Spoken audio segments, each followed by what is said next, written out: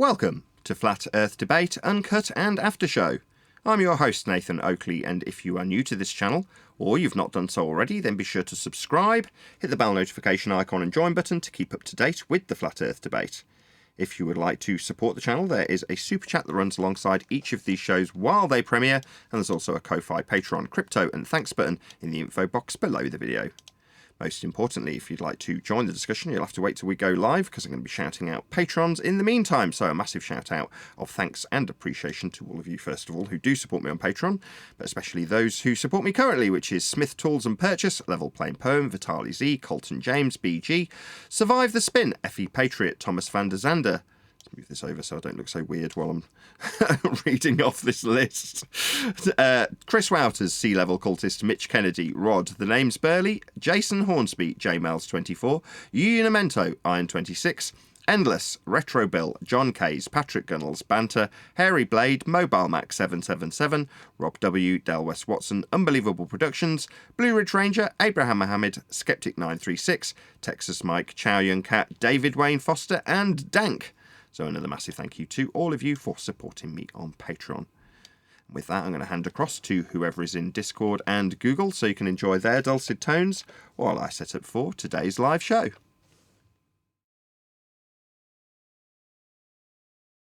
You are, I was talking to myself. I've just turned my amps on and heard you talking. What did you say? I thought you were talking about whether or not you're going to run a show, because I don't know. No, I am. I was asking myself. I said to myself, is this a good idea? Because I'm in quite a lot of pain. So I'm saying, is this a good idea? Should I be running a show? Probably not. Yeah, everybody's worried about you, man.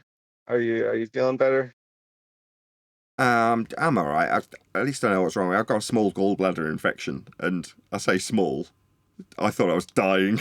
You know what I mean? It was agony. So, yeah, I thought I was having a heart attack or a stroke or something like that. It wasn't much fun. It still isn't. But I'm in a lot less pain now. Now I've had antibiotics for 2 or 3 days. I do feel a lot better. That's good. Yeah, it is. Back on my old mic.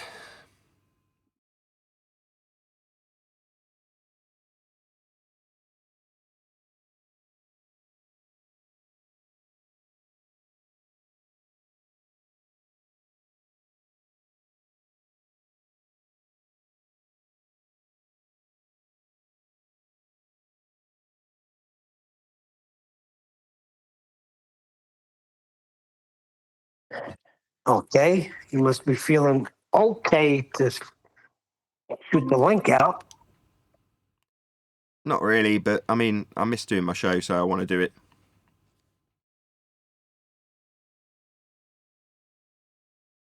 That's good because you missed the show.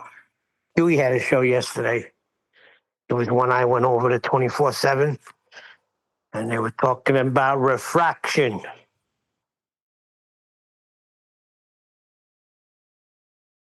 Yeah, I've just been watching it.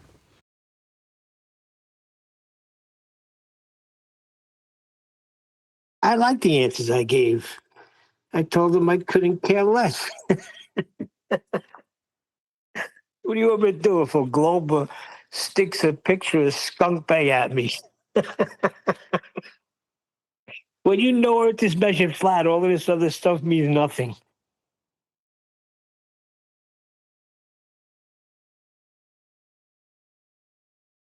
Right.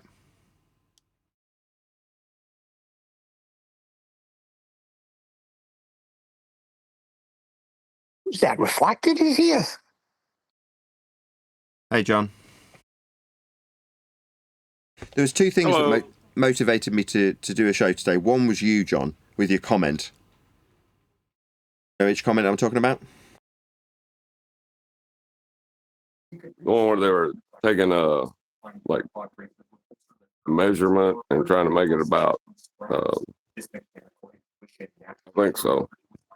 Yes, basically.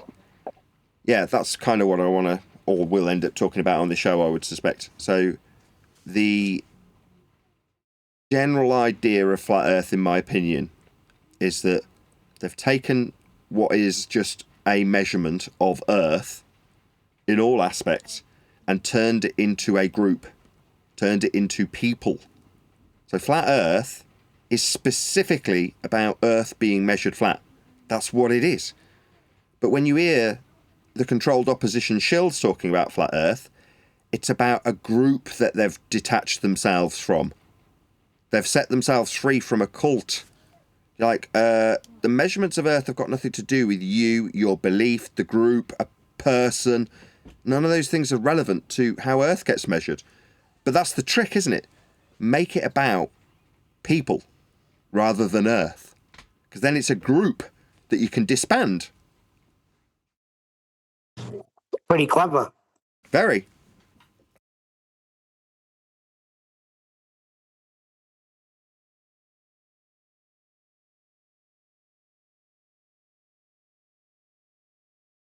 Yeah, but these same people, Nathan, that they have put in a group, a lot of them do not want to talk about the measurements. They just don't.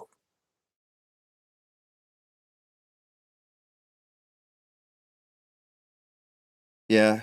I mean, QE's been saying it for a long time. The biggest threat to flat Earth is pretender clown flat Earthers.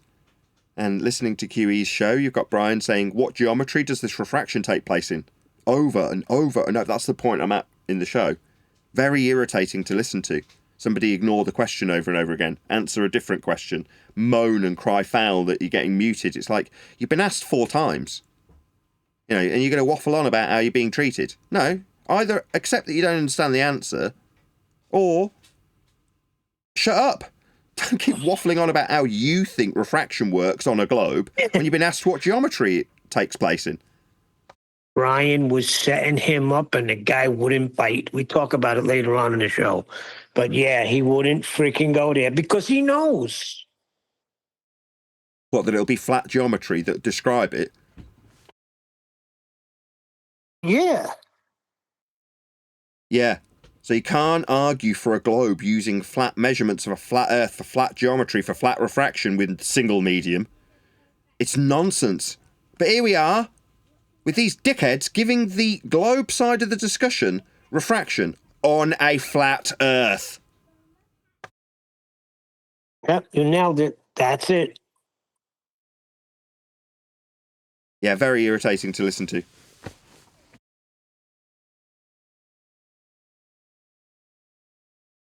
Did you get through the whole thing?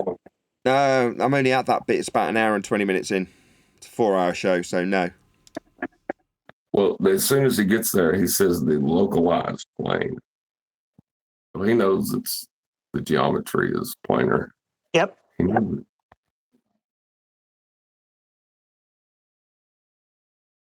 Brian's right. They're speaking to ballers, and ballers got them duped. And they don't even realize what they're saying. They have to give an answer for this observation that they see. And if you can't, they're just going to laugh at you. I said, oh, they're going to laugh at me. When I tell them about Earth measurements, they're going to laugh at me. They think Skunk Bay is somehow a question proof. Well, how do you explain this? How do you flip the burden? Meanwhile, Earth's measured flat. For your geometry of refraction. That was where Brian was going. He just never got there.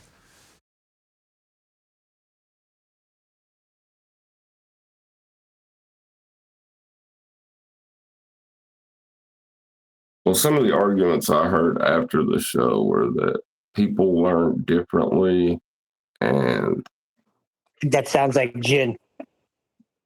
well, like the thing is, if you can't name a fact that you have learned from that other education you received, did you receive an education? Nope.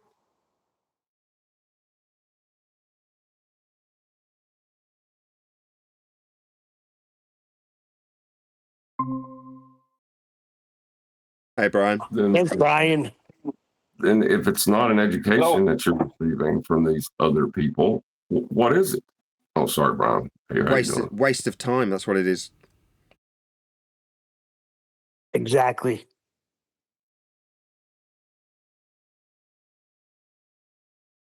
Sorry about that, John.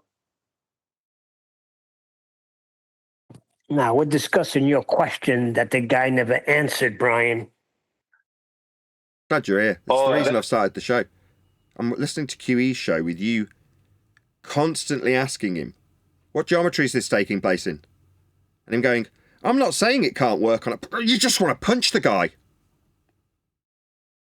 Yeah, he's just a fraud. Like I don't know if he's a flat earther. But he comes across to me as a baller, pretending to be a flat earther. Maybe he doesn't know he's doing that. I don't know. But it makes no sense, like, for flat earthers to be trying to even address this stuff. It doesn't exist in reality, yet they're fighting for it. I don't know what's going on there. Well, they fundamentally lack an understanding of how the geometry works on a flat plane, and they're not conceding it. Once they concede that, there's no argument. But rather than concede it, he's taking you round the reeking with a stupid argument that doesn't exist about how it could work on a globe. Obviously, he's getting shut down the whole time by QE, and rightly so. And I noticed in the comments people bleating about it.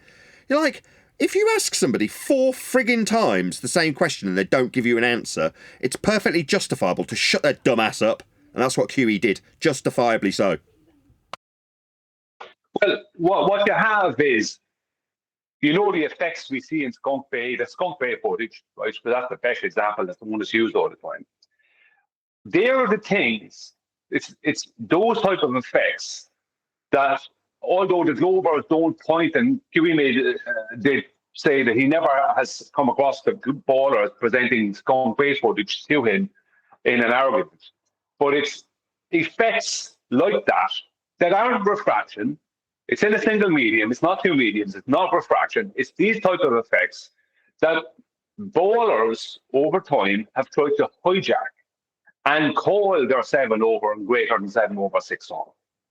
Now, what you have is flat earthers not seeming to understand that and think there's a different refraction from what Snell's law states.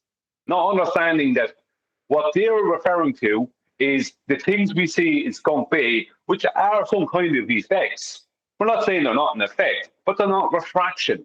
The ballers have to use the term refraction and hijack those type of things and call it, then mathematically show it to be 7 over and greater than 7 over 6 or based on the geometry that doesn't exist because of that very thing that they're trying to hijack, right? So you end up with flat earthers not realizing that they are fighting for a baller's position. And worse than that, and I said it on the show, I don't know if you heard all of it, because it was a long show. I said it on the show, it was more towards the end, that what they're doing is now flat earthers are making up their own refraction nonsense. So you have real refraction, you have the baller's BS refraction that doesn't exist, and now you have flat earthers making up refraction when something isn't refraction. You know, it's really, they're basically as bad as the opposition. Worse. They are for us because they're getting in our way. They're holding the thing back because they're not. Like, it's very simple. What they're referring to in Skunk Bay is not refraction. It's some other effects, but it's not refraction. It's that simple. Just get your facts straight. And they don't want to do that, do they? They constantly don't want to get their facts straight. And as you said, Nathan, asking that guy that question, which was the pertinent question to ask him, he didn't want to answer it. Why did he not want to answer that? Because he knew that he was fighting for a position that's not ours. Yeah, that's what came to the conclusion 30 seconds before I did. But yes, exactly. There's no other conclusion to draw. It's like, if you accept and acknowledge that it's a flat earth geometry description, that's the end of the discussion. But he didn't want that, did he? Nope. No. Well, he stated it earlier in the beginning when he said localized planar geometry. That was one of the first things he stepped out with. Yeah. Do you want me to say it? Yeah, that was my lead up for you. Okay. On QE Live last night, for those that didn't hear, there was a claimed flat earther from the 24/7 Politics server came on, and he was promoting whether he was aware of it or not aware of it, he was promoting 7 over and greater than 7 over 6R, what is known as standard/terrestrial refraction, which is baller nonsense. It doesn't exist. It's not refraction. It's in a single medium. Now, what he was presenting, or his argument in the past and last night, was what about Skunk Bay? But Skunk Bay effects and all that they are, they're just not refraction. Refraction is very clearly defined. It involves 2 mediums, and the incident, the angle change of light when it interacts with the interface between those 2 mediums, right? The surface, right? The boundary. We were trying to get across to him and to other people that what they're claiming as refraction, whether it be the ballers or their point in the Skunk Bay, is not refraction. None of it is refraction. Refraction is very clearly defined. What they're pointing to is like the flat earthers, as far as Skunk Bay goes, it is some kind of effects, but it's not refraction, right? It's that simple. It doesn't fit the definition. But what they're doing is they're focusing on Skunk Bay, and then they're referring to Andrew Thomas Young, right, from San Diego State University, and his work, and referring to 7 over and greater than 7 over 6R, and they don't even realize they're referring to that. They're talking about light bending, and they're talking about light bending through a density gradient within a single medium, which is the heap of nonsense that is in Andrew Thomas Young's paper, right? And it's just globe nonsense. It's all rubbish that involves a globe, right? The reason it exists, I may as well say it, the reason it exists is because the horizon is not where they need it to be. The Earth does not present itself as it would need to be for their claim of a geometric sphere of radius 3959 miles. So the callers need this horse manure, right, to mathematically, right, pull wizardry on the ignorant. That's what they do, right? It's not refraction. It's not anything. It's only them mathematically trying to ballers, that is, mathematically trying to cover up for what they don't have to show, which is the geometry that would fit a globe. The geometry of the world fits. The only description you could give to that geometry is flat. It's the point, right? Yeah, you never got there. Right. I'll just give the When I audience an talk example about of terrestrial refraction, right, I'm not talking about a globe. I'm saying that Yes, you sometimes are. Yes, you are. No, Yes, you let me finish. Let me You finish. didn't No, answer I'm the not. question. No, you didn't Just answer let the me question, finish. number one. 1 second, no, because you're going to waffle on with nonsense. You did not answer the Terrestrial question, just number it just one. means the ground. It You just means the didn't. No, it ground. doesn't. Terrestrial, No, it doesn't. right? That just means No, the it does ground, not. doesn't it? So what's 7 over 6R? That's a straw man That's a argument. refraction. Yeah, that's a begging the question argument. Why don't you let me No, not respond? begging the question. Just so I Hey, understand the situation. Brian, want to try to be concise. You guys settle down. Okay. One at a time. DJ, what is the geometry? Of the Earth, it's flat. It's a flat plane. No, that's not what he asked you. What's your basis? What's the geometrical basis of your claim? What's my claim? What do you think my claim is? You just said your claim. Don't play this fucking game with me, all right? Brian, ask him again. Yeah. This is not the first time Brian is asked. It's not the second time Brian's asked. This is the 4th time Brian has put this question to him. He'll put it again concisely, and I'll play it out so you can hear it, and then we'll end this clip.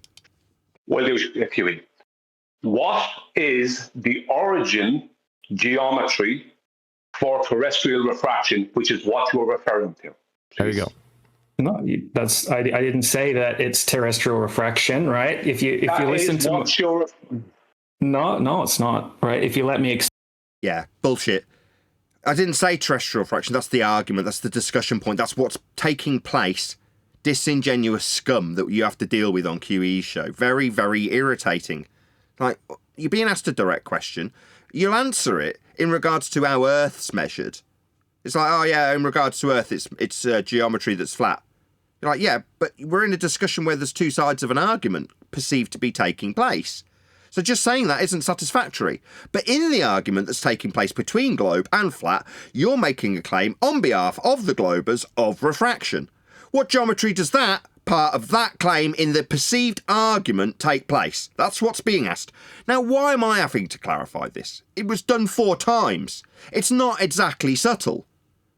But that's what we have to face. Numpty, bullshitting flat earthers that pretend to know what they're talking about and then deny the end crux of the argument, the bit that destroys the discussion, that points out to any audience member listening, there is no discussion here. If the geometry that's describing this claim to be get out for a baller is flat, then it's not a claim to be get out of anything. It's just a flat geometry describing refraction that doesn't take place in Skunk Bay's refraction. There's not 2 mediums. That's not refraction, Nathan. So you shouldn't have cut me off there with the video. You should have let me. I was getting to that point. I was giving the background and the detail. You shouldn't have stopped. You shouldn't have cut me off there. That was rude, to be honest with you. It's a recorded tape. I can't be rude to you. You recorded. It's not refraction. Skunk Bay is not refraction. 7/6R is not refraction. None of that is refraction. It doesn't fit the definition. Right. Yeah, they're hijacking this term, aren't they? Yeah, the ballers hijack the term and make give it make up a mathematical thing that they have a mathematical thing that they call refraction. I'm not going back through all of it again because I tried to give a whole lead up to it. But now flat earthers are looking at Skunk Bay and referring to the same exact thing as the ballers are referring to, not realizing that the ballers, what they're referring to, is mathematical nonsense that's based off the geometry of the globe, which is why I asked him what geometry is this claimed refraction, the addition refraction, based off of. And he did 5 times it was, not 4, it was 5. And he did not want to answer because it's based off of a globe. When you say based off a globe, you mean he's inferring that the refraction that's going to be appealed to is 7/6 of a radius value, which isn't refraction. Yeah, but he doesn't realise that even what he's referring to, he's trying to place curved light over a flat plane. Right? He's trying to use a flat earth, but then talk about the bending of light, right, in a single medium, and giving Andrew Thomas Young as a subject matter expert as his reference. It's like Andrew Thomas Young is talking about the geometry of the globe, right? And this is made up. Not like if you look at Andrew Thomas Young's paper, he goes into that, if I remember correctly, after he speaks about all these measurements over a flat plane. That's absolutely correct. Then he comes in and says, yeah. Yeah, so when he details the actual refraction, i.e. through 2 mediums with Snell's law, in practical application, he makes it explicitly clear that all measurements are done on a flat plane. Yeah, after his, and even like a lot of what he calls refraction even over a flat plane is not, right, from memory. But when he talks about the bending of light through a single medium, he's not talking about over a flat plane at that point. He's talking about 7 over and greater than 7/6R, standard / terrestrial refraction. He's as a blanket term, terrestrial refraction, which isn't refraction. It's made up nonsense. It's when someone presents a flat earth or a baller with the Black Swan photograph, they're referring to greater than 7/6R when they come up with refraction there. Now, like they might point, the ignorant might be pointing to the oil rigs, but those who understand it, let's say Mick West or Rumpus or Ruhif or someone who one of them that would understand it, they're not referring to that. They're referring to why the horizon is where it is. That's what they're referring to, and that's 7 over and greater than 7/6R. That is what the flat earthers are now fighting for.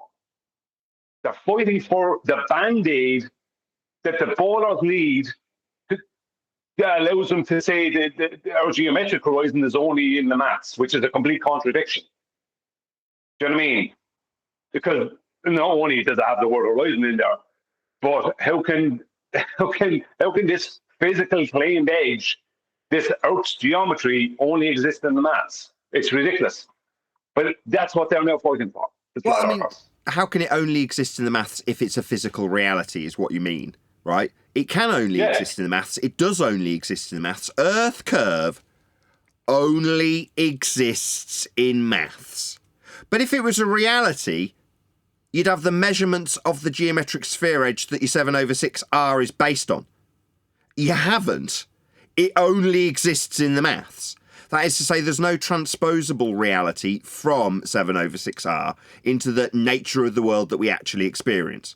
We only experience and measure Earth flat. Shout out to Pablo. Yeah. It's great to see you back. Thank you for the super chat. Well, another question I asked him last night. Now, QE wasn't so much of a fan of this question, but I had a good reason for asking it. Adam would have understood.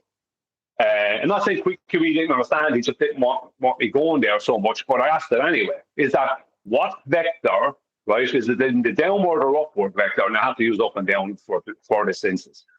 What vector is that bending in, right, in what they were talking about, in this bending of light? And he started trying to describe how the bend could be down or up, right? Not like just like a lot of the ballers do, because they don't understand the claim. It's always an upward bending. It just depends on how much upward bending. Because what's it bending up off of, Nathan? The surface of a sphere. That's the claim. That's why there's always a claim. The claim is that there's always at least 7/6R, right? And it increases from there. So it depends on how much upward bending, not how much up or down. There is no down. There's only how much upward bending at that point that they need to calculate for. And they do this by coming up with some BS distance to the horizon, which isn't geometric. Do you know what I mean? It's all a fraud. But flat earthers, just like him think, and ballers too, unfortunately, they think they can have an upward and downward bending. No, it's only how much upward bending. It's how much upwards off of the surface of the sphere has that light bent. That's their claim at any specific instance. Do you know what I mean? So, they don't know, like, I have to say it, in fairness to the flat earthers, most of the ballers don't understand their own terrestrial refraction nonsense. Either, but at least it's their nonsense. We shouldn't be fighting for it. And the fact that those flat earthers over on Discord servers fighting for it is ridiculous. And then when we try to correct them, they want to argue with us and call us names, literally. It's ridiculous. I didn't get to that bit in QE's show. Did that actually happen yesterday then? Which part? Where they get to the point where they want to call us names. Oh yeah, he called us names. He called us. He said we were all pussies and stuff like that. Yeah, told me to shut up and have a one-on-one with me. I really need a one-on-one with this retard? But what is this? What is the difference between this guy and a ball? What I mean by that is that this guy would want to spend 2 hours of your life wasting your time just like a baller. Exactly. And let's stop saying this guy. His name is DJ. DJ from 24/7. It doesn't matter. It's the same. There's loads of people like him, unfortunately, out there. Like, that's what I'm saying. What I'm saying is, like, what's the difference between this guy and a baller? Because you'll spend 2 hours of your life going around in circles with this guy if you were to debate him. That's what will happen, right? Because he's not going to accept where he's wrong. He just wants to have an argument with you for 2 hours and waste your time for 2 hours, circle jerk you for 2 hours. Like, he won't be able. The first straight question he was asked, he won't answer. How can you have a debate with someone like that? Well, you can't, but that's the process that we're involved in. That's my irritation off the back of John's comment. It seems like there's a concerted effort to make Flat Earth about people arguing rather than measurement. And when there's a diversion away from the necessity for a spherical geometry that doesn't exist beyond maths, there's a silence from people claiming to be flat earthers. It makes no sense, does it? No.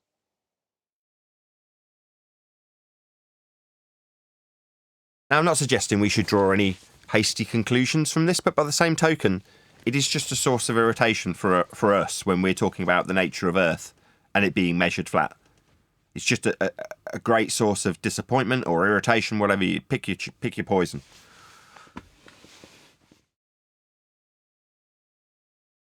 Well, we're not getting much support when we have people who are flat earthers who aren't willing to accept, critique of where they're wrong.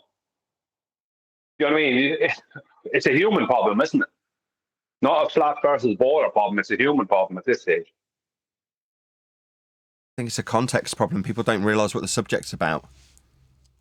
Like, if you're going to argue about these things from the perspective of a ball on behalf of a glober that you've got the information from because you're empathetic to their cause, so what are you doing? Earth's measured flat. That's how we deal with it. Doesn't matter if it's refraction or celestial navigation or flight or building things. We're dealing with Earth as a flat plane. Why are we having this discussion with some guy called DJ? It's to keep us in a nice little corner having a discussion with a guy called DJ. That's why. No, because you didn't have shows, so I went in there thinking that I'm a friendly, They're supposed to be flat earthers. And they try to corner me with refraction and pictures of observations that I'm supposed to give an answer for when I try to explain to them that means nothing because we measure Earth flat. They didn't want to hear it. What about showing them Andrew Thomas Young's reference to all of the measurements for refraction being flat if they're referencing Skunk Bay and Thomas Young? Just say, here you go. This is Thomas Young's own words when detailing the measurements of refraction on a plane. Because that's the only way it can be measured.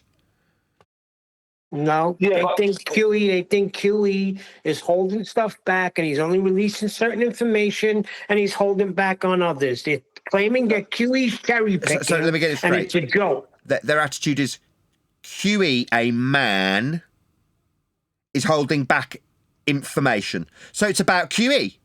No, Earth's measured flat. It's got sod all to do with quantum eraser in that regard. QE could die tomorrow and Earth would still be measured flat.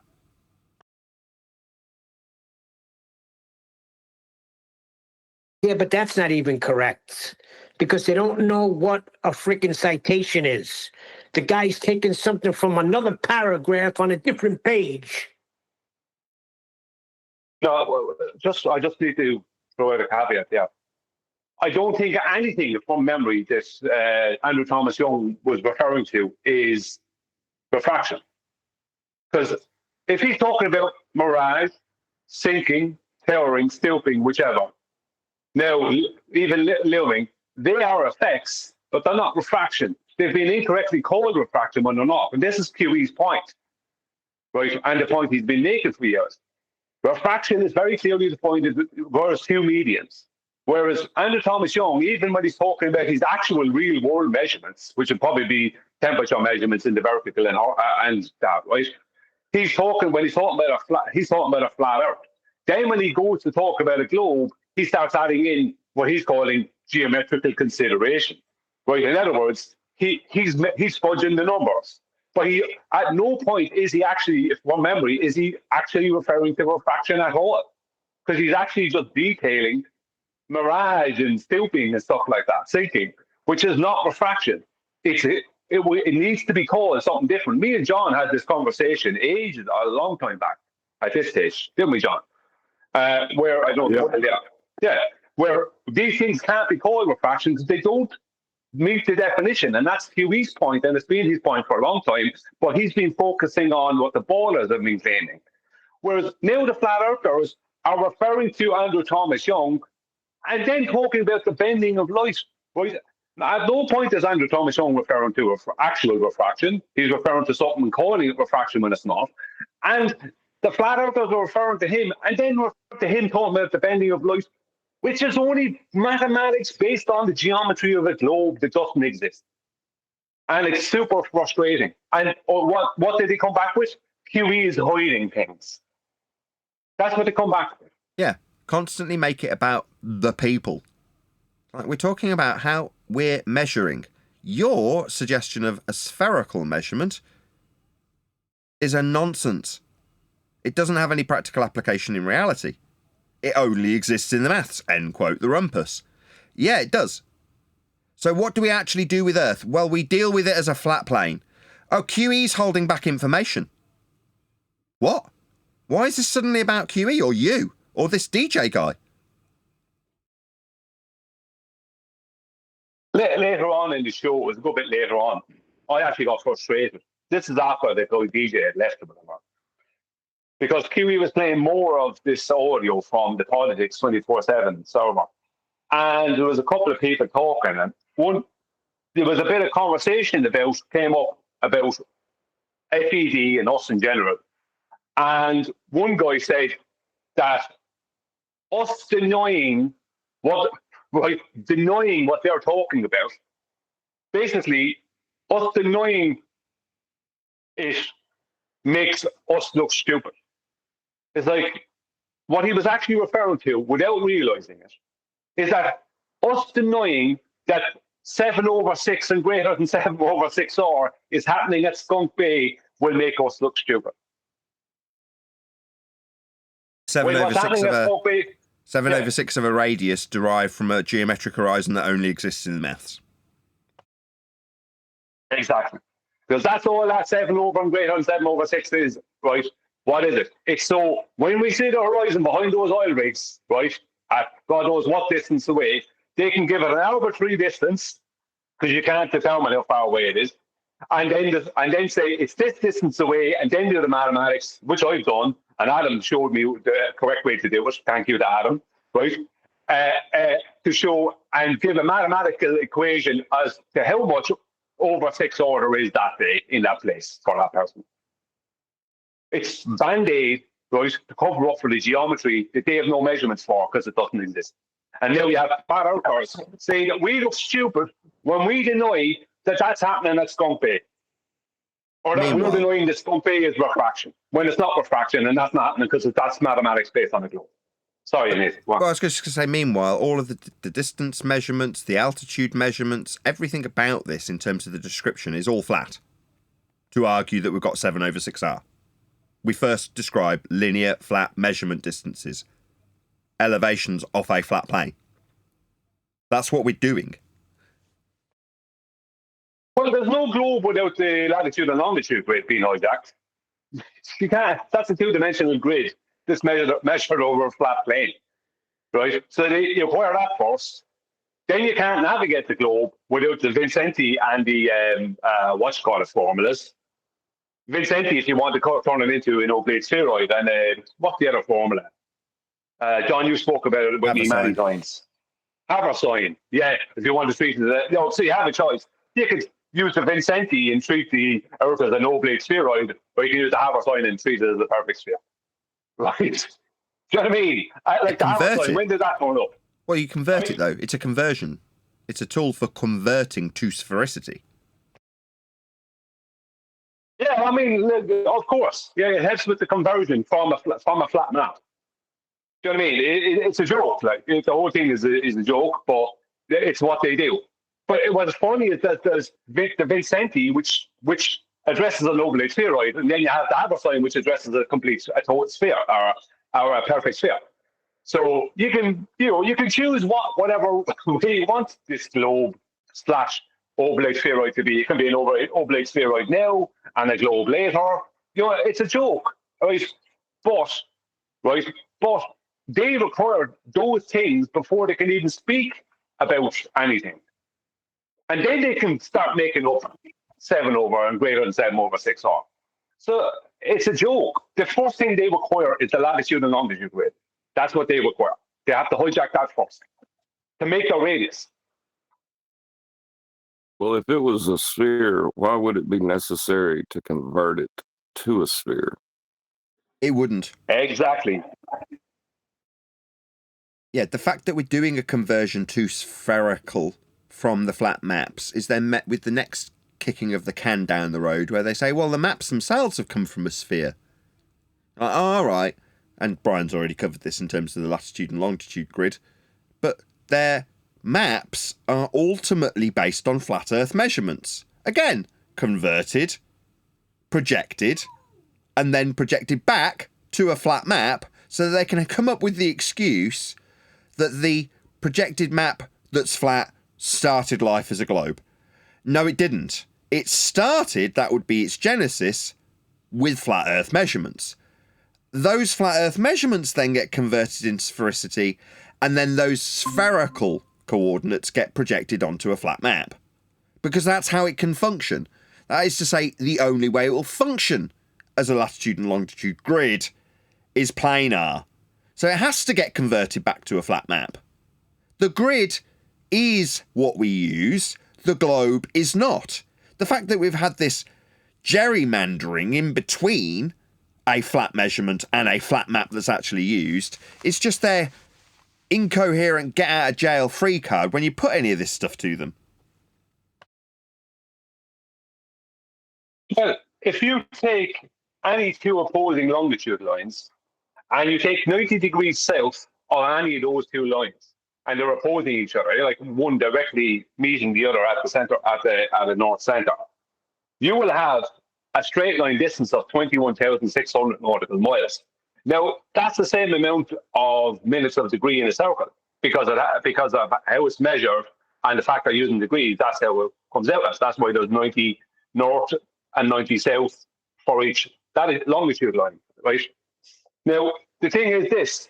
If you take that 21,600, let's just say 21,600, right, and you then decide to turn that into a circle because we say, right, we'll turn it into minutes of degree, not nautical miles, but same thing. It's just a nautical mile is just a straight line measurement that relates to a minute of degree of angular measurement in the sky, let's just say.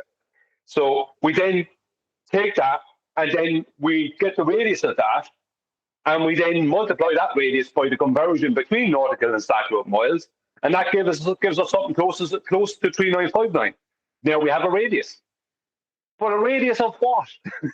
It's a radius. It's the radius of a circle. The average radius of all circles, the mean radius of all circles turned into what? Suddenly that's your real world geometry. And that's how they that's how they hijack it. Yeah. It's literally that simple. So step 1, measure an angle off a flat Earth. Step 2, get the minimums. So you've got the outside extremity and a radius value.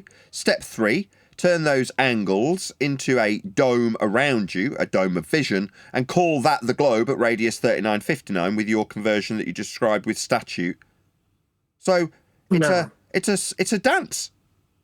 We have to stop them at step 1. That has been my mission. Step 1, measure angles off a flat plane. Then it's game over. I don't want to hear anything else, and that's what I was trying to get across to those knuckleheads. Yeah, Neil's absolutely spot on. Now, while I'm not decrying Brian's exemplary understanding of the opponent's position in this regard, the ultimate position is, what's step 1? The measurement of Earth in this regard is a flat Earth elevation angle measurement. To Polaris, for the minimum that you'll turn into your radial value at 3959, Earth's measured flat for your globe. Yeah, they needed to have statute miles and then a nautical mile that they derived using statute miles in a straight horizontal line before they could do all this mathematical nonsense. Precisely. So they needed the horizontal. They needed the Earth to be flat to make the globe, and then once they made it, because the Earth doesn't present itself as a globe geometrically and measure as a globe geometrically, they then need to make up a load of rubbish that they call terrestrial refraction, that isn't refraction, to tell you why the horizon is behind the oil rigs in the Black Swan photograph. Exactly. Yeah, I'm going to quote John in this regard. I don't know if he's still here. Yes, he is. You guys need a flat Earth more than we do. It's true. One of the truest statements ever told in this arena. Ever said, sorry. Yeah. If you're going to start asserting that you've got the key to understanding the world and its cosmology, then you're going to need to measure a flat plane to achieve that if you want to push a ball faith. It will require a flat plane be measured in order for you to achieve that. In other words, to quote refracted curvature, you guys need a flat plane more than we do.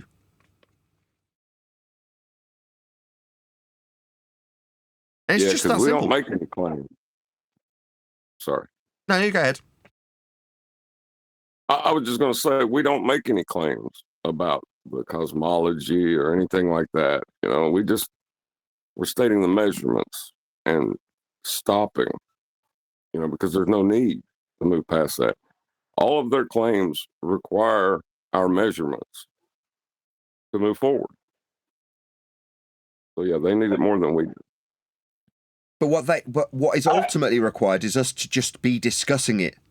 Us discussing this with an opponent makes it seem like there's an argument. Now, what you've just said in terms of how the bull cosmology comes to fruition is a matter of fact. They will require a flat Earth be measured. So why are we even having this discussion? So that there can be a perception of a discussion to have. That's the only reason we're talking to these people. Well, that was part of the reason why when I was speaking to Mitchell from Australia, back in the very end of 2022, when we decided we're not debating these people anymore unless it's something really worthwhile or we're getting paid our fees, because all it is being brought around in a circle, basically keeping alive a load of people, keeping alive the debate when there isn't a debate. And they think about the amount of extra information we have now and our understanding now, even from back then. But even back then, at the end of 2022, me and Mitchell couldn't see any reason to continue debating these people, right, without it being worth our while. Because it's not worth our while. You're not helping you out, you're helping them out. You're helping you're giving the impression that there's this conversation to be had, a debate to be had, when there isn't.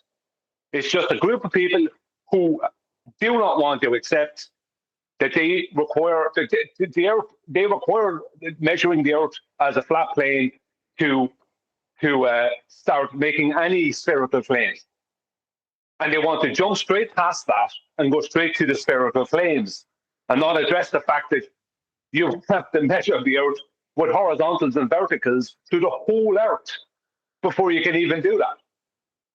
You know, or maybe just our, well, you're going to need verticals to the celestial bodies, but you know what I mean? The point is that they want to, never mind that part there, we'll just go straight into talking about the globe. It's like, what globe? There isn't one. This is the thing. It seems to me that a lot of flat earthers just don't want to accept either that there just isn't a globe. Well, they want to have conversations. Well, you summarised it better earlier. So when you were quoting the rumpus, the globe only exists in mathematics. That's where it resides. In reality, we're measuring a flat plane, but you can convert those flat plane measurements mathematically into this belief of a sphere beneath your feet. Now, that belief requires a violation of the baseline that's measured to create it. The globe, that is. Ergo, the globe only exists in maths. It's not a physical reality. The physical reality is a flat plane that we measure, always, without exception. Well, if hypothetically, let's just say the Earth was a globe and we did measure it as a sphere of radius 3959 miles, we could then mathematically, right, show it and display it mathematically as flat up to a point. Up to a point, there's going to be problems. Right? That is possible. But that's not the case. The case is the invert of that. It's that we measure it as, the only way you could describe the measurements, allow us to describe it as flat. That's what it is, right? It's then mathematically turned into a globe. The other thing, but that doesn't make it a globe no more than the invert of that would make it flat. Do you know what I mean? It's measured to be what it is, and it's not measured to be a globe. Sorry. I'm actually going to go on to something else that you covered. It was just earlier in QE's show. So right at the start, I'll say in the start, like 20 minutes after the waffle, you were asked to explain your position that was, it's not original. It's been done prior by Anthony Riley. So shout out to Anthony Riley, Sleeping Warrior. And when he described it, he called it the double dip. And I don't know if that terminology is going to trigger your memory of what was discussed in the opening of QE. But yes. You were discussing... Yeah. Perfect. I'll give you a brief summary of it, and then you can take back over. So, in the opener of QE's show, Brian is discussing how, in an example of measurement assuming Earth is a sphere, you can plug in the mathematics for the distance to the geometric horizon. Alternatively, in that 1v1 globe versus flat scenario, you can have the flatty explain the perspective measurements of angular resolution at the distance of 3 miles with the observer on the deck. But you can't have both. It can only be one or the other. Ergo, if perspective is real, then the globe is bunk. Exactly. When it comes down to reality, the reason that boat is disappearing for the person with the rise at the waterline, the 6 foot high boat is disappearing at 3 miles distance, is either Earth curve or angular size change perspective. It can't be both, because if it was both, it would disappear prior to that. But we know it'll take that amount of distance for it to disappear for the average human eyesight, right? So that means if perspective exists, Earth curve does not. It's literally that simple. And perspective does exist, so Earth curve does not. Yeah, they've hijacked it. Yeah. They've hijacked perspective. That's the reason for the title for the Earth curve calculator that was dubbed in 2019 or whatever it was. The begging the question, proof of nothing, perspective hijacking Earth curve calculator. Let's focus on the last little bit. The perspective hijacking Earth curve calculator. How do they do it? Well, they take a view that's perspective based in photographs that are clearly perspective based, and then transpose them into an orthographic mathematics that excludes perspective, so it can hijack the effect and call it Earth curve. That's how it's done. Meanwhile, the mathematics of the begging the question, proof of nothing, perspective hijacking Earth curve, maths, requires a surface level. That's a flat Earth. It also requires axiomatically that flat Earth surface level cannot and will not bend for a parallel eye level to perform the maths with. Earth is flat in Earth curve maths, where they take a perspective observation and call it the effects of Earth curve. Well, just for a little bit of history for the audience, just so I can show I'm not trying to steal valor. Anthony Riley was, from memory, the first person to point that out in the way that he did. Maybe not the first person to notice it, but the first person to publicly, let's just say, lay it out together and point it out. Now, Ranty has also done that, and Brandon. Now, probably around the same time on Brandon's show, but Ranty and Brandon have done that. Right, so Ranty was actually responsible for that too. Now, he would have probably, because of being in contact with Anthony Riley, he would have been aware of that from Anthony, right? Originally, maybe, or something. I don't know. Right, but either way, Anthony Riley was the first that laid it out publicly. Then I could be wrong, but that's from memory. And so has Ranty and Brandon, right? So there could be more, right? Maybe Rob Skiba might have done it as well, from memory, possibly as well, right? I don't think so. Now, I can't remember, but I'm just saying there could be others. I'm not saying that I don't want to leave people out if I can't remember. Now, the difference between what they did and what I did, right, is that I formulated it into an argument. Now, QE's taken it and done it his own way since, right? So it basically took what I did and formulated it. Maybe he did it a little bit more sharply because he's good at that. But I formulated it into an argument. The same way as BLMSB, Taboo Conspiracy, and also me separately were focusing on the horizon before the Black Swan, several years before Black Swan came out, and where the horizon was. But when the Black Swan came out, QE took that and formulated it into an argument. And that's the thing. That's when it's something that becomes potent. It's when you can take this thing that is devastating to the opposition and then formulate it into an argument. Like QE has shown that to so many people, including me, that you must formulate these things into correct arguments. And that's, once you do that, that's what makes it devastating.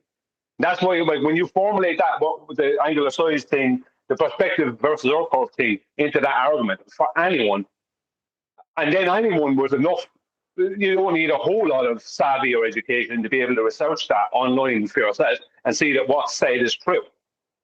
And, that alone kills the globe, kills it, completely. Yeah, I completely agree. Once you understand the difference between Earth curve geometry, regardless of if you have an appreciation of how Earth will be measured flat for that Earth curve geometry in the begging the question, proof of nothing, perspective hijacking Earth curve calculator, versus how reality dictates things will vanish from view. I mean, this is at its heart, a glorified reversal of the burden. Because we have no responsibility to describe why things disappear into the distance at the horizon. That is not our burden. Now, they say it's because of Earth curve, and we reactively have to undo their assertions that hijack perspective. But once that's done, why does the boat disappear? I don't care.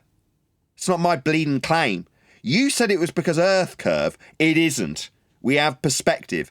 And in order for you to assert that it's Earth curve, you need to measure Earth flat at surface level.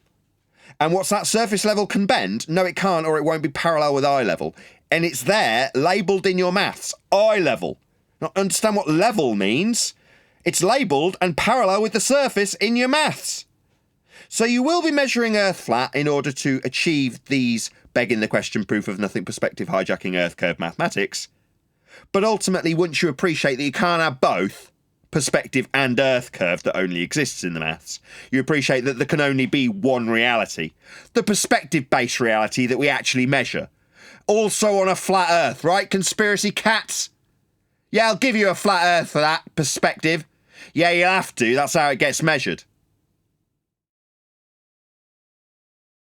Well, another thing that came up last night on QEs is that as part of the video that was playing from 24/7 Politics 24/7 Discord, there was someone talking, I think it was the guy DJ again, was speaking about how it's stupid of us not to address the refraction going on at Skunk Bay or some whatever nonsense he was saying, right?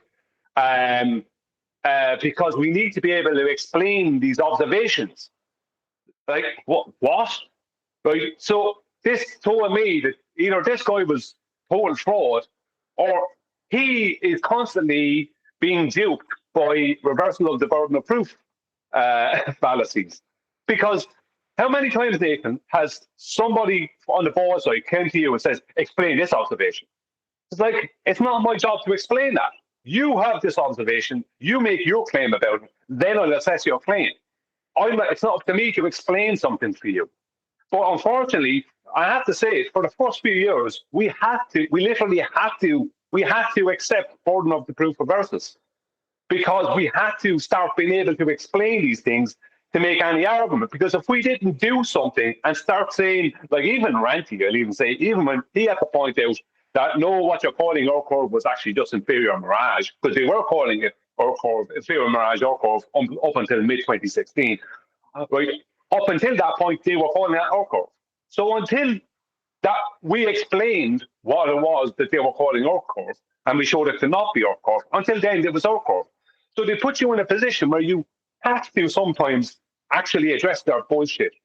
Sorry for the language. You have to address their I kind of agree, and I kind of don't. I mean, it's only with hindsight that you can say, no, if we appreciated from day one how they will utilise measurements of a flat Earth to fulfil their claim, we'd have gone there straight away. But like everybody, you, me, or anybody else, we're entering into this subject at a disadvantage. We're entering into the subject with a already established globe faith that we didn't even know we had. So you and I, in this discussion, are, past tense in 2015, relinquishing an existing belief. Now, that's hard enough in itself. It's like somebody trying to leave the Scientology cult while simultaneously having to learn why Xenu isn't real. That's what we were left with. We were left in a position where we want to leave the cult of globe faith based on flat Earth measurements, but we don't know how to. There's no counselling. There's no support. There's just ridicule. Because the majority of the Western world believes that. Therefore, the fact that it's measured flat comes later. You can only have the hindsight to say, nah, if we knew how to phrase it from day one, we'd have never had to look into their bullshit arguments about how Earth's a sphere. There'd have been no need. We'd have gone straight to the flat Earth measurements in every single respect. We didn't, and you're right. In order to progress to this stage, we had to undo the globe Earth arguments. Well, I think it's a case of sobering up. Like, I instantly was happy to sober up. You know, I sober up maybe in the same as yourself, because we both sobered up from globe, right, really fast. Yeah, like for me, it happened in seconds. Now, obviously, it was a progression before that in my life, but the same for you. But it happened fast. So it's like as if you were drunk and someone threw you into cold water and you just stood up and you're suddenly sober or something like that, right? For a lot of other people, it is and has been a more slow progress. But it's like they don't want to sober up. You have to face the hangover. You have to face the hangover to get over it, and then you're clear-minded. You're not poisoned anymore with this globe knot. I love it. This is a great analogy. You've just got a globe Earth hangover. Because that works. Just the terminology, right? Hangover is so appropriate. The poison of the globe, you now hung over from that experience, from that poison. It's still coursing through your veins. You've still got the headache. I love it. That's a great analogy.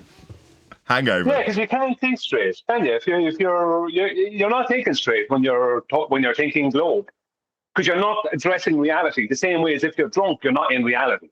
I mean, it's reality to you at the time, but to someone else, you're just a drunk one. Do you know what I mean? Whereas when you sober up and see the world for what it is, you know what I mean? You relinquish that heliocentrism. You relinquish that globe that you thought was real and you thought was great while you're under its influence. Basically, isn't it? But then you've then got to become a fallacy ninja, because the opponent wants you to be taking part in a discussion about this. They don't want you to say, yeah, I understand how Earth's measured flat. They want you to understand that Earth's measured flat and how that flat Earth measurement can be utilised to create a globe, so we can argue about how that globe works. But the only way they get to that point is by, in this instance, reversing the burden. A fallacy. So suddenly you've got to become a fallacy ninja to stop a opponent that shouldn't really exist dragging you back to the bar and pouring shots down your mouth. Why are you guys causing division? I don't get it. You still haven't addressed 69 miles per degree times 60. That's not my vision of what? Earth being measured flat isn't about people and them being divided. It's about how Earth gets measured. Who cares if we're all divided? I haven't finished talking, Tor. I haven't finished talking. I haven't finished talking. Don't talk through me, insubordinate twat. It's not about people. I don't care if you think we're divided, you stupid moron. I don't give a toss about you. Earth is measured flat. Do you think I give a toss that you see this in a certain way when it comes to the people and the groups? Have you not been listening for the last hour? He's too stupid to listen. Yeah, I have been. Yeah. So do you think pi equals 2? Oh, shut the fuck up. What does pi... Sorry, what does pi have to do with how Earth gets measured? Yeah, 69 times 60. Yeah, that would be 6,210. Sorry, 60 what? And then if 69 times 60 what? What are you talking about? Degrees? 69 times 90. I'm sorry, 90 degrees. Yeah. Degrees. Yeah. Yeah, those are flat... Yeah, those are... Shut your mouth. Those are flat Earth measurements, aren't they? Yeah, which make... So shut your stupid mouth, you stupid retard who just opened with this being about groups. You're asking me how we convert a flat Earth measurement. So it's measured flat then? I agree, yeah. Yes, so there's no discussion to have further, is there? Earth is measured flat. So yeah, 60. Yeah, so shut your dumbass mouth, sit the fuck down, put yourself on perma-mute, and stop talking about it like it's fucking groups. It isn't. Your opener was to ask me about pi when relating it to the flat Earth measurement that you didn't fucking acknowledge. Earth's measured flat. That's the end of this discussion. I agree. So shut the fuck up, sit down and stop babbling on about groups, you unbelievable spastic. Yeah. So what do you do? Yes, so shut the fuck up! What part of that don't you understand, you retard? It's not about groups. Your opener was to describe a measurement of Earth. It was flat. That's the end of this fucking discussion. You want to make it about how we're pouring scorn on groups. I don't give a fuck about any of you tossers. Earth's measured flat, whether or not you wankers want to make it about how we're dividing groups. I couldn't give a fuck. Do you understand? Yeah, I got it. I'm just wondering. Now sit down and shut up! I don't give a fuck what you're wondering, you stupid retard. You've opened by telling me it's about groups and how we're dividing them. I'm not dividing fucking anything. I'm talking about how Earth gets measured flat, and so are you! Why do you just come in here with this and push his buttons and get him swearing up and down? Who gives a crap about your 69 degrees? Shove it up your ass. After we measure Earth flat, he's asking us about what we do after measuring Earth flat. So we measure Earth flat and he wants us to describe what we do after. I couldn't give a shit. I'm not a cartographer. I don't care. After we measure Earth flat, I couldn't give a shit what we do with those flat Earth measurements. It's measured flat. Well, yeah, 69. Yes, so sit down and shut up. 1 hour. So shut up. So shut your dumb mouth. There's no fucking argument to be had with me. We're not dividing any fucking groups. We are describing the nature of reality with flat Earth measurements that you agree with. So there's nothing to talk about with you dumbass. You opened by suggesting we were dividing groups. Now, I'm not even going to fucking ask what groups. I don't care. Okay, no problem. How Good. are you? Now sit down and shut up, you stupid twat. Well then, how? Shut up! Pi equaling 2. Don't give a fuck. We measured Earth flat. Do you not understand? You just want to babble on the same shite that I've just told you to stop talking about? What a wanker. Now he's talking through me. I've just told you to shut the fuck up based on the fact you've bought us a flat Earth measurement and then asked us how that translates to pi. I couldn't give a fuck. It's got nothing to do with groups being divided and everything to do with the fact everyone will measure Earth flat with these elevation angles. That's the end of this discussion. There's no more finger pointing. I'm not going to be told off for dividing groups. It's not about groups. You're not saying I understand. It's got nothing to do with pi after we measure Earth flat, because after we measure Earth flat, there's nothing more to discuss. Okay, who brought the black swan into the picture? Who brought that? What, 5 years ago? It's 2025. You've come here talking about groups being divided. I've torn a strip off your dumb spastic ass because you opened by asking us about a measurement of Earth being flat and how that would translate to pi after opening with us dividing groups, you total scumbag. Now, I don't know what groups you're talking about, and if I have divided them, I don't care! No, I know. You don't care. You can't make sense of pi equaling 2. I get it. No. I make sense of Earth being measured flat with the elevation angles you detailed. You agreed, didn't you? Yeah. Yes, so shut the fuck up, you stupid retard! What part of that don't you understand? I don't give a fuck about pi. We measure Earth flat with elevation angles. There's no further discussion. Once Earth gets measured, that's it. I don't care what you do with it. Like all of Earth? Yeah, like all of Earth is measured with those degrees that you mentioned, you stupid spastic. Like the water part too? Yeah, all of Earth's measured with those angles, spastic. Any response? Yeah. Yeah, so sit down and shut the fuck up! Oh, I thought you asked me for a response. No, I don't need anything from you, stupid twat. I already know Earth's measured flat. I don't give a fuck what part of a group you're from. I don't care if you perceive me to have divided your stupid, retarded group. We still measure Earth flat. You fucking know it, but you choose to come here and suggest that I'm dividing a group? Or that I don't know how to convert a flat Earth measurement into pi? I don't care. Okay, yeah, I live in a different country than you, so No, you don't live in a different time period to me. You live in the same time period as me. You're just a spastic talking shite now. Is that your response?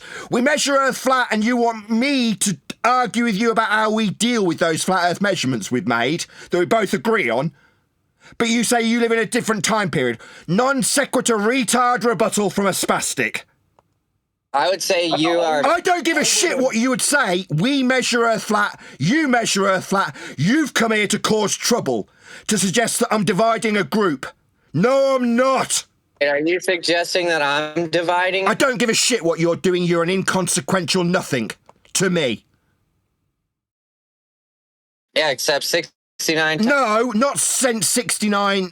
I'm going to latch on to this angle and stutter around the fact that the 69 degrees is measured off a flat Earth. Proving Earth is flat! Yeah, with pi. Yeah, so shut up! Nathan, calm down. Right, just relax a bit. Leave him make his claim. He said, we don't know how to convert pi from the angles measured off a flat plane. I heard him. No, leave him make it. I don't think that. Leave him make the claim he's making. Leave him expose himself. Yeah, if the circumference of the equator is 24,901 miles, and then you measure 69 miles per degree to like a star or Polaris, you have 6,210 mile radius with a circumference of 24,901. You're going to need to make pi equal 2 to make sense of that. Why? And have you verified that the equator is over just under 25,000 miles? It's just a given. It's a priori. Oh, sorry. Why is that? Why is it just accepted? Okay, sorry, why? No, it's okay, Nathan. 1 second. Given by who? Where did that come from? That's right. By God. By God. No, God didn't give you a radius value. This guy's a disingenuous scumbag. Not by God. No, God didn't give you the radius value. You lying scumbag. Why am I being talked through? No, he didn't. Brian, do you agree that 69... Sorry, did you hear me? No, God didn't give you the radius, you stupid spastic. Yeah, where did the circumference come from that you're claiming? 24,900 miles. Where did that come from? Not God, disingenuous scum. Not God. I'll give it to you right now. When you watch the sun travel right around the equator, you got 15 degrees No. Where do we per get the hour. equator? Each one of those degrees Where do we get the is equator? 69 miles. He's not listening. He's just yammering nonsense. Where do we get the equator? Where's that measurement come from? Yeah, the size of the equator, yeah. It comes from the sun. Yeah, how? From the sun? Do you want to elaborate a little bit? Maybe tell us how it gets fucking measured? Yeah, so you have the sun. Basically, it travels through the tropics. How's it get measured? And on March You don't need to 21st, detail that. How's it measured? I'm telling you right now. No, you're not. You're telling us how the sun moves. That's not telling us how it measures, you stupid, retarded idiot. No, when I say, how's it measured, you saying, well, the sun moves in this... No, that's not telling me how you measure it. Do you not understand, you stupid retard? Yeah. 15 degrees per... So that would be a flat Earth measurement of an angle off a flat surface then, would it, retard? Yeah, it absolutely would. So we're going to be measuring a flat Earth for this then. Yeah, so you guys disagree that there's... I didn't disagree. I said, so we're going to be measuring a flat Earth for this. You didn't confirm. So you don't think the sun travels... I didn't ask if you think I don't understand something. I said, so we measure a flat Earth with angles then. Third time. Yeah, with pi equaling... Yeah, with angles, not with pi. No, we don't measure with pi. We measure angles. Don't we? Yeah, we do, yeah. So that's the end of this discussion, Tory, you stupid retard. We're going to be measuring Earth flat. It doesn't mean that it's not flat because pi doesn't equal 2, you fucking retard. Yeah, and the size of the... That's not what I'm saying. I'm asking... Yeah, it is what you're saying. That's precisely what you said. It's recorded. We're live streaming, you fucking retard. We heard you. Well, real quick. No, not real quick. Fuck off. Go fuck yourself, spastic. Real quick. Real quick, go fuck yourself. You're here, You're projecting. You're saying that we're dividing groups. That's what you're doing. That's what you're here to do. That's what you're doing. Oh, okay, I'm the dividing one. Yeah. Where he's going. You had so many issues. I know where. Nathan. I think I know what's wrong with this guy. When he's talking about the sun doing 15 degrees per hour, and this is somehow a measurement of the equator, he thinks that those 21,600 minutes of degree, right, are all nautical miles, and they translate back to statute miles, which would make the equator 24,900 miles or close on that, right, a bit under that. No. Nautical to statute miles is only in a straight line. The conversion is a straight line conversion. It doesn't work at the equator. You don't know what you're talking about. You don't think the sun travels? That is not how the equator was claimed to be 24,900 miles. You have that wrong as well. Why are you trying to interrupt? You don't think this... 1 second. You don't know what you're talking about, and you're coming in here as if you have some kind of gotcha. You are the typical flat-out idiot. That's what you are. It's not a gotcha. It's the sun travels in a straight line on the equator. Yeah. We heard you. Not according to you. Not according to you. According to you, it goes at 15 degrees per hour. That's twice a year. That would be the rate. Travel straight. It's Nathan here. So How you doing? An angular rate. Right, you're talking about an angular rate in a circle. That's what you described. Talking about speed. This is degrees over hour. You can't give the sun a speed. You're talking about the equator, which is a circle. Right, you were asked for how that's a distance over time. You were asked for how is it? Where did you get this 20? You said I said where'd you get the 24,900 miles? You just said it's a given. That's what you said. He said God. No, he said God afterwards. Yeah, he said no. He said. You don't think it's a given? Yeah, the guy's a wanker. I'm done talking with him. This guy's a wanker. Nathan, are you there? Can you hear me? You guys are all interrupting each other. I can't even. Nathan, let me go with him. Just me and him for a minute. Right. Now, are you claiming the equator is a circle? Yes or no? Nope, I'm not. I don't know that. Right. The equator. You know what the equator is? It's a circle. He's retarded. He doesn't know what the equator is. He's saying he doesn't know that. Well, then you're stupid. I don't know if it's a circle or if it's a straight line. I believe that the sun travels in a straight line. I don't care. We're done with this idiot. I don't want to hear his beliefs anymore, Brian. I'm done with him. Brian, I don't want to hear his beliefs. I don't care. Yeah, he's bullshitting. Yeah, that's it. Get rid of him. Yeah. Well, I could solve this real quick. If your calculation disagrees with measurement, your calculation is wrong. That's correct. Hold on. Brian, can you tell us what's wrong with this guy? Dr. Brian, give us your diagnosis. I'll tell you what's wrong with him. He thinks he knows things that he doesn't. He thinks he has gotchas that he doesn't have because he doesn't understand the things that he thinks he's getting a gotcha with. Exactly, right. Brian, you hit it right in the head. That's why his name is for you. Well, he'll push the law on you all day long. The second I heard him expressing his beliefs here, he got server muted. I couldn't give two shits about Torah's beliefs when we've got measurements of Earth's surface flat. That's the end of this discussion. It's the title of the show. Him asking us what we'll do with those flat Earth measurements to prove something either way after the fact. The fact being we measure Earth flat. For him to then go on to express his beliefs in the matter, I couldn't give a shit. That's why he's been removed. Nobody cares about your beliefs, Torah, dickhead. He came in here defending the land. Listen, he came in here defending the Land of Misfit Toys 1.0. He came in on my show yesterday because in the back, he's always listening in the background. He popped right on in because he wants to do a Nancy and compare the division between the Land of Misfit Toys 1.0 and the Land of Misfit Toys 2.0. What Very division? simple. I don't know what you're talking about. Division between Land of Misfit Toys 1.0 and what the hell are you on about? Earth Awakenings and 24/7 Discord. And you know what? I'm going to make this separation. We stand alone over here. He's from the Land of Misfit Toys 1.0. That's Earth Awakenings.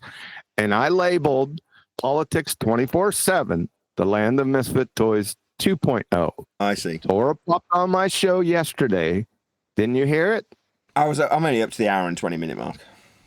No. I don't know when he came in. It was pretty early. Anyway, just before I was able to jump on here. Go ahead, Limitless. How you doing, Nathan? It's been, 8 years since we talked? Yeah, easily. Good to hear from you. Ronnie, right? Well, glad you're back. How you feeling? Terrible. If I'm honest, I thought I was dying. So I'm not too great. Oh, it's good to hear you're back in full spirit. Hi to everyone on the panel. Nice to meet you all. It's good to be here and hear everybody discussing, information and moving forward with thought. You like the discussion so far?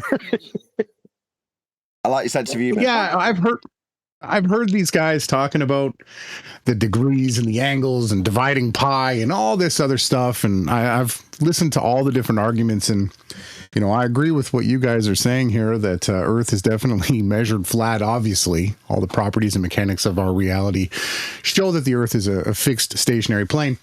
But we can move forward. I'm excited to see this group over here. You guys are constantly, now we don't agree on everything, right? I believe we're in a virtual reality, right? But we are moving forward. Grateful that the TFE's done. What do you guys think of that? We don't care about beliefs here. Yeah, let's get that right out of the way. Yeah, I'm sure he got that from the last guy. Carry on. Yeah, I could hear.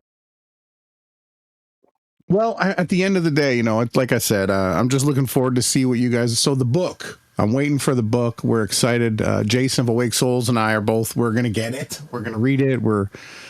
How's that coming along? Very well. Unfortunately, the stenographer's computer was stolen. So that might put a slight dampener on things. But hopefully we've got backups of everything.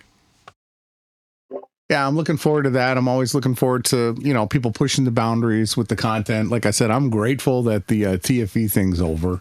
And I'm waiting for Fight for the Fat Earth. And is his name Ryan? Does anyone know Michael Toon? That's not his name. He's got some fake name. We can't wait. We are going to go into a debate, and we're going to destroy each and every one of their 12 observations. And after that, we're going to go into a debate about reality and we want Craig and specific. I think they doxed him, but I don't trust the robot polisher guy's docs because he's a shill, right? So does anyone know Michael Toon's real name? What are you debating? Who cares? I mean, no offense to you if you want to know his name. I want his name, Nathan.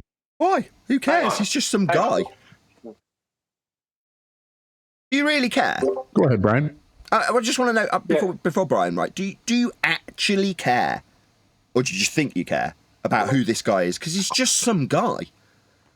Oh, I care. Absolutely. I want his name, his face. I want him to be remembered for everything that he's done. Why? Exactly. Why? Who cares? But he will be, whether you do it or not. He'll be remembered. He won't be forgotten no matter what. But what I'd like to know is, why are you wasting your time debating Fight the Flat Earth and the MC thing? Why are you wasting your time looking for that debate, if you understand what I mean? What's that going to achieve? They've had so much time to go around, mock, ridicule, lie.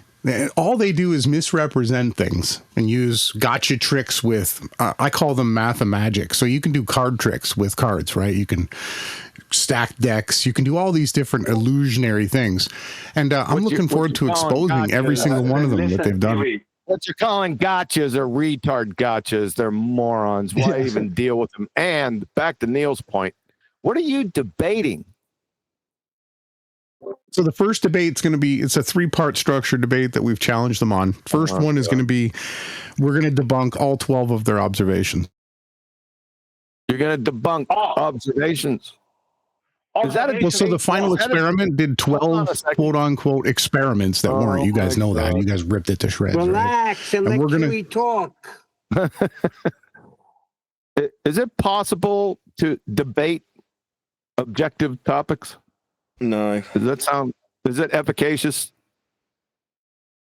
Is there any efficacy in debating subjective topics, or I'm sorry, objective topics? Does it make sense? I mean, everybody can. Again, all that it is that we are going to enjoy. Answer the question. Is it sequitur to debate objective topics? Does it follow? It depends on the topic, really. No, it doesn't depend on anything. We're getting far off of the actual point that we're discussing here. Is there to debate objective topics, sir? Non sequitur. Doesn't follow. Only topics available. Explain further, please. Explain more. What are you trying to get at? What's your end punchline? To debate is in. So it's the only thing worth debating about. Absolutely, because everything else that's not objective, everybody already knows. Like the sky is blue and the grass is green and the trees are trees. What are you talking about? I'm not listening. There's no point of contention. What are you should we debate subjective topics? Is that what you're questioning me on? I came in to talk to Nathan and to let you guys know what our plan is as a group. You don't debate whether water boils at a certain degree or heat causes water to boil. There is no debate. What about friggin' chamomile tea or tree bark? How many debates have you heard about tree bark?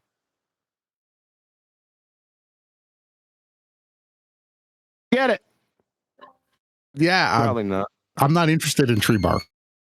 Oh my God! The question on the table, like I said, hold on. The question is, what will be debated? Given that it's objectively, provably flat, how can you debate? Is the question. Oh, that's the sort of better way to put it. So they've supposedly put out 12 things that prove the Earth is a spinning sphere, right? And we have 12 absolute debunks of that. And we're going to go through it, and they're going to have their chance to say, no, it actually does. And we're going to say, no, this is what you've shown. How can they put out observations that prove the Earth is a sphere when all the measurements of the Earth, all the navigation of the Earth, all the aviation of the Earth, all this, even astronomy, except that the Earth is flat and stationary. What observations could they have? Does it have a geometric horizon in it? Well, all you're doing by focusing on these people is giving them a paycheck. That's all you're doing in the end of the day. That's correct. I'm sorry to tell you, but when QE is saying you're debating, why are you debating an objective topic? Yeah, what? Why are you trying to debate this with these people? Well, it's a good question, and I can understand how you guys are tired of dealing with them and the same tactics. You guys have been going over it for years. I've stood on the sideline and observed it all. I've been watching for over almost a decade now in the flat Earth movement. Nathan, I don't know if you were in quite before me, or I think I might have been in just a little bit before you. Decade, and this is your answer. But it was. He's getting I'm explaining to you guys. He's explaining that I've been observing how the debate topics have been going, and nobody will even come in They're here not anymore. Debate topics. That's our point. They are the ones that made the claim that Earth is a sphere, and they created 12 observations, and that's just part one, right? That's the part one of three. He just doesn't get it, does he? Not yet, but I want you to. No, he doesn't. You're right. I'm sorry. It is Ronnie, right? I've got your name right, first of all. Yeah, that's right. You got it. Yeah, I want to gently coax you into an understanding in this, as opposed to QE's method of, oh my God, why aren't you understanding this? Because it's a genuine point that I hope you'll gain appreciation of.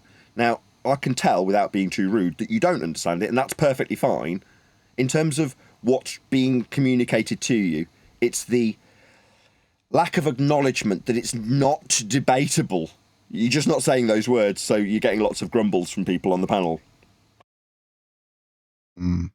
Okay, so you're saying I'm basically walking into a non-debatable debate set up for them to profit. Kind of. Neil's attitude is you're enabling them, although he didn't use that word. Correct. So I liken it sort of to a bully. It's going around picking on everybody and stealing their lunch money. And when I see that bully, and I know that I can fix the problem, I want to step up and do that. That's how I'm viewing the debate That's opportunity. a better answer. So there's a personal motivation against the scumbags that have treated us like crap for the last 10 years to put them in their place because they've been bullies for 10 years. And you want to set it straight, right? You want to turn that around.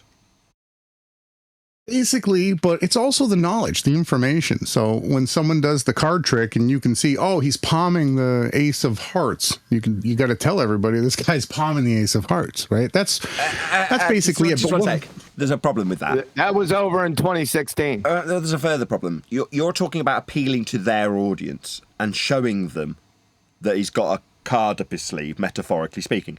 Now, the problem is cognitive dissonance, which I'm sure you're well aware of as a thing, which is to say that when you show a cult member actual evidence of how they are wrong, the rest of the cult around them surrounds them and tells them to still believe.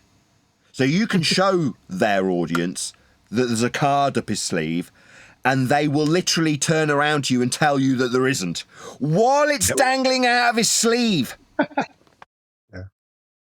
So it's more my objective or reason for it is actually to reach the people who are outside of both sides of the echo chambers, whether it be my own, where we talk that, you know, reality itself isn't even physical. It's a virtual experience that we're in, right? Where they think that it's a big bang heliocentric cosmology. That's the third part of the debate. But I'm not trying to reach, I wish I knew his name, Michael Toon, Craig McNeil. I'm not trying to reach them in their audience.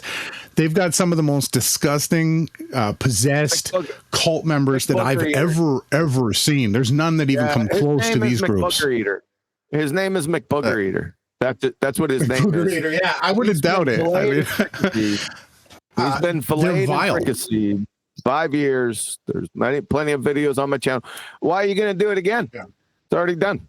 Well, I haven't debated them. Now, I did go against Red's Retarded and Sean Double D Hufford. Does anyone know what happened to Sean Hufford?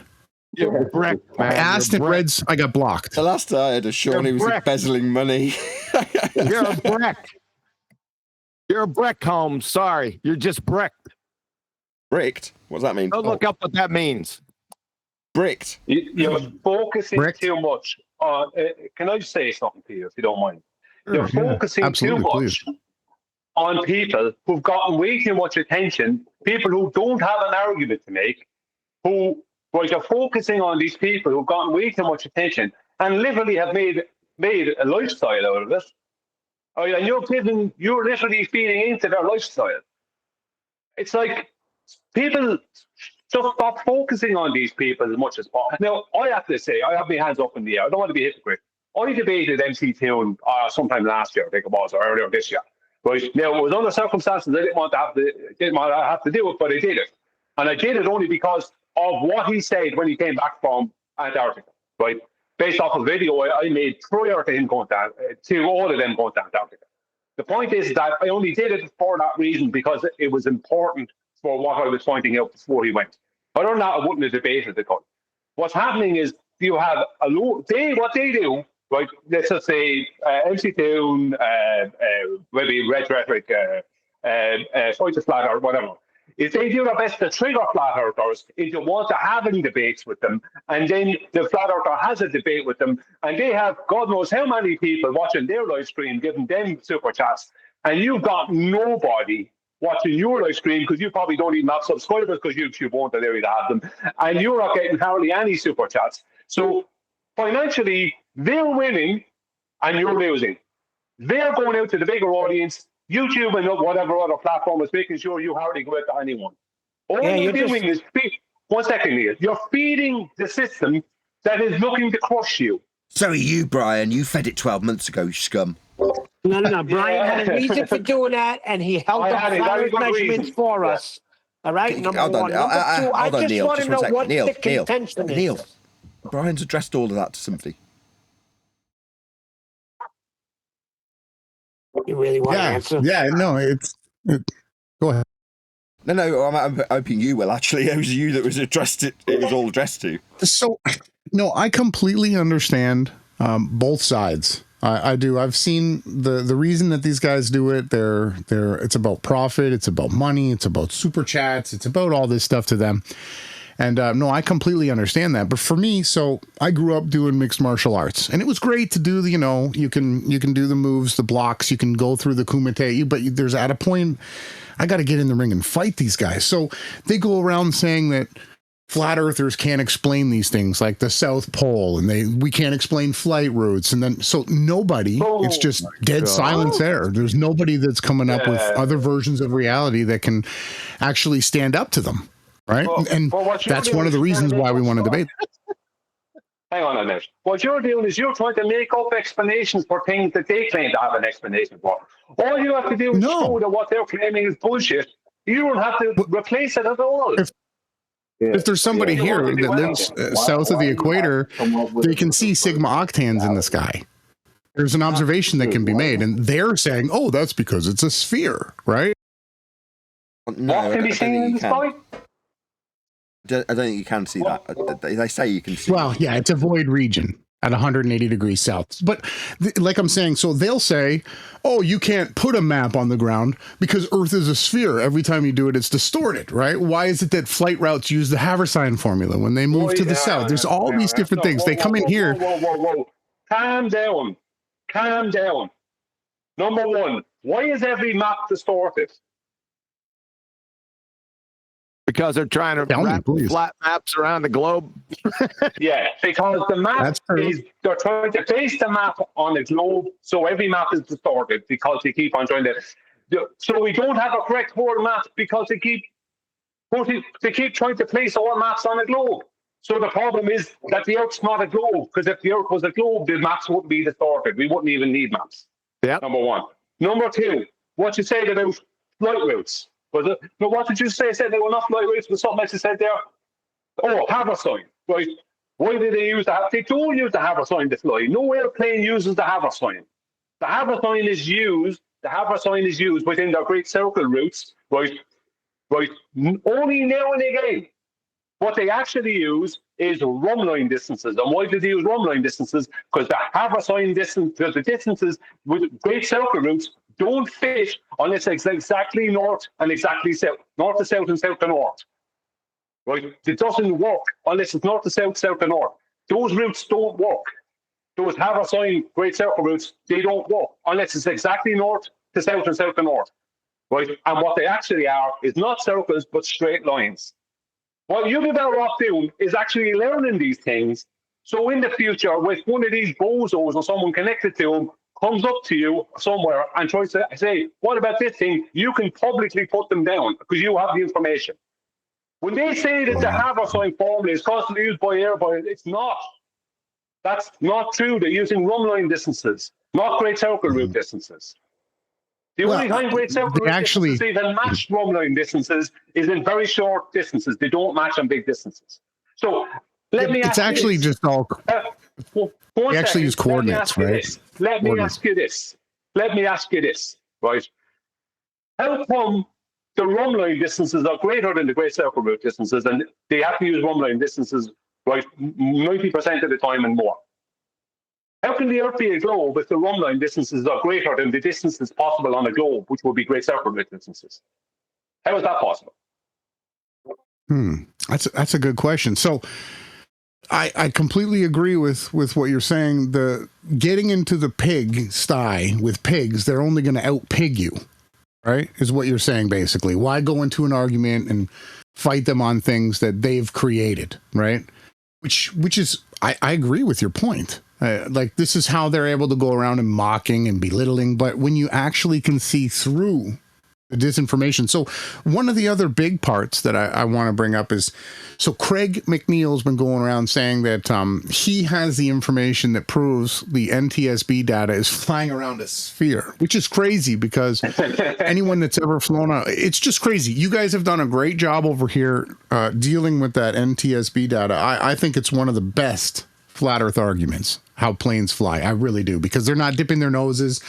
Their argument is, oh, well, the nose is up while landing. That all they have is just insane responses, right?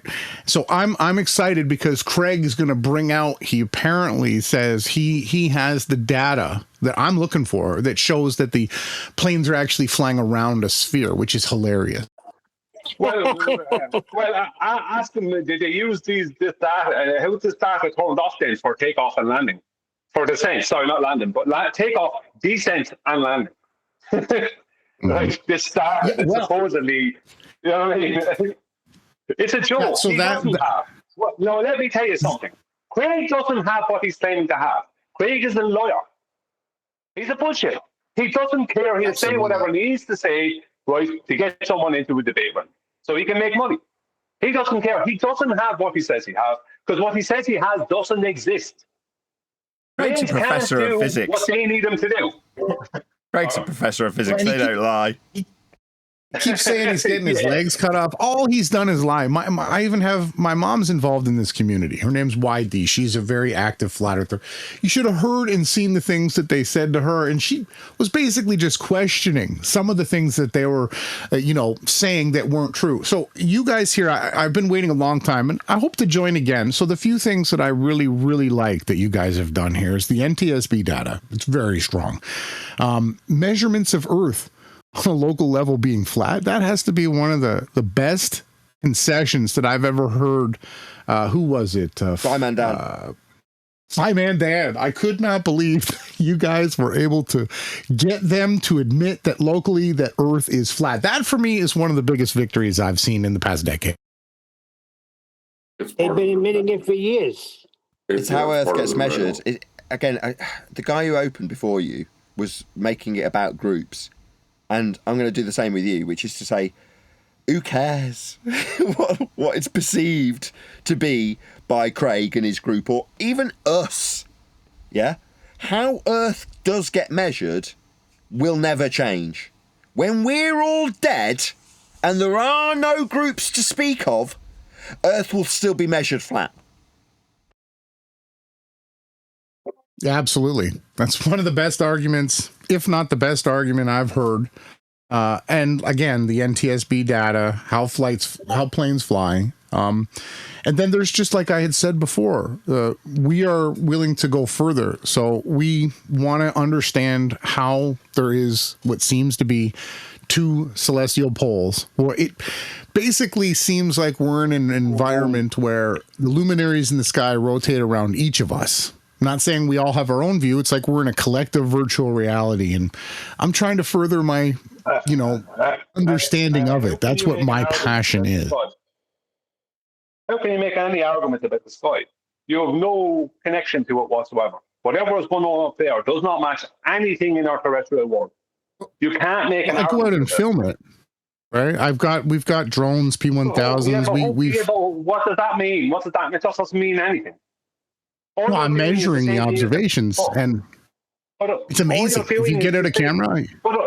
Yeah, it's good to look at it and everything, but you can't make a claim about it. All you're doing at that stage is the same thing as our opposition. Our opposition have done. They make claims about the sky they can't support, and I guarantee you can't support the claims you'll make about them. All you can do is show an observation and say, my explanation for that observation is, well, your explanation doesn't mean anything. Mm-hmm. You can't prove anything about the celestial bodies. Just because they make claims about them stupidly, right, and naively, doesn't mean we have to. The celestial bodies, nobody has ever found out anything about them. That's the truth. Not one thing has anyone found out about what they are, how they do what they do, anything. Not one person in the history of humanity. What does that tell you? But they all measured them flat. Yeah. TFE, that is. They measured the angles to the sun. That's using them as a measurement. That's not knowing about them. That's not knowing what they are, how they do what they do. They didn't weigh it. No one's tasted it, smelled them. No one knows what the sun is made of. You're right, absolutely. No one knows what the stars are made of. They are the ones who come up with all the lies about that. Absolutely, well said. But after they make the measurements, so for example, with TFE, yeah, they don't know what the sun is. But they do know how to measure a flat surface and make it part of an angle to the sun for 24 hours. That would be a flat Earth elevation angle measurement to the sun for a 24-hour period, regardless if they know what they're measuring. The surface they know, it's part of the angle that they measured. and they know it's flat, they measured it flat when they measured the angle to the sun. Now, if they want to deny that, they can deny their own measurements, but it doesn't change what their measurements are. They're flat Earth elevation angles to the sun for 24 hours. Yeah, absolutely. And they made some huge mistakes too. First off, they were trying to prove that there was a South Pole, and they didn't even go there. Second off, they can't even explain why there isn't a tilt to the 24-hour sun at the North and South Pole. It's supposed to be on a 23.5 degree tilt. So, Brian, I do agree. I like your approach. I'm going to keep watching all your channels here, you guys. I hope that you keep making content. We're looking forward to the book and moving forward, more information coming out, more. Again, I just want to get into the ring. I want to spar with these guys. I want to punch them back and watch how they squirm. That's the answer. Yeah. That's the honest answer, right? It's not to communicate it to a wider audience. You want to have a fight with them. Now, I totally get that, and I can empathize. It's going to weird out a few people. I can empathize that more than you saying you want to communicate it to their audience or a wider audience or get the message out. Nah. They're just pricks, and you want to give them a bloody nose. That's the reality, and I can get behind that more.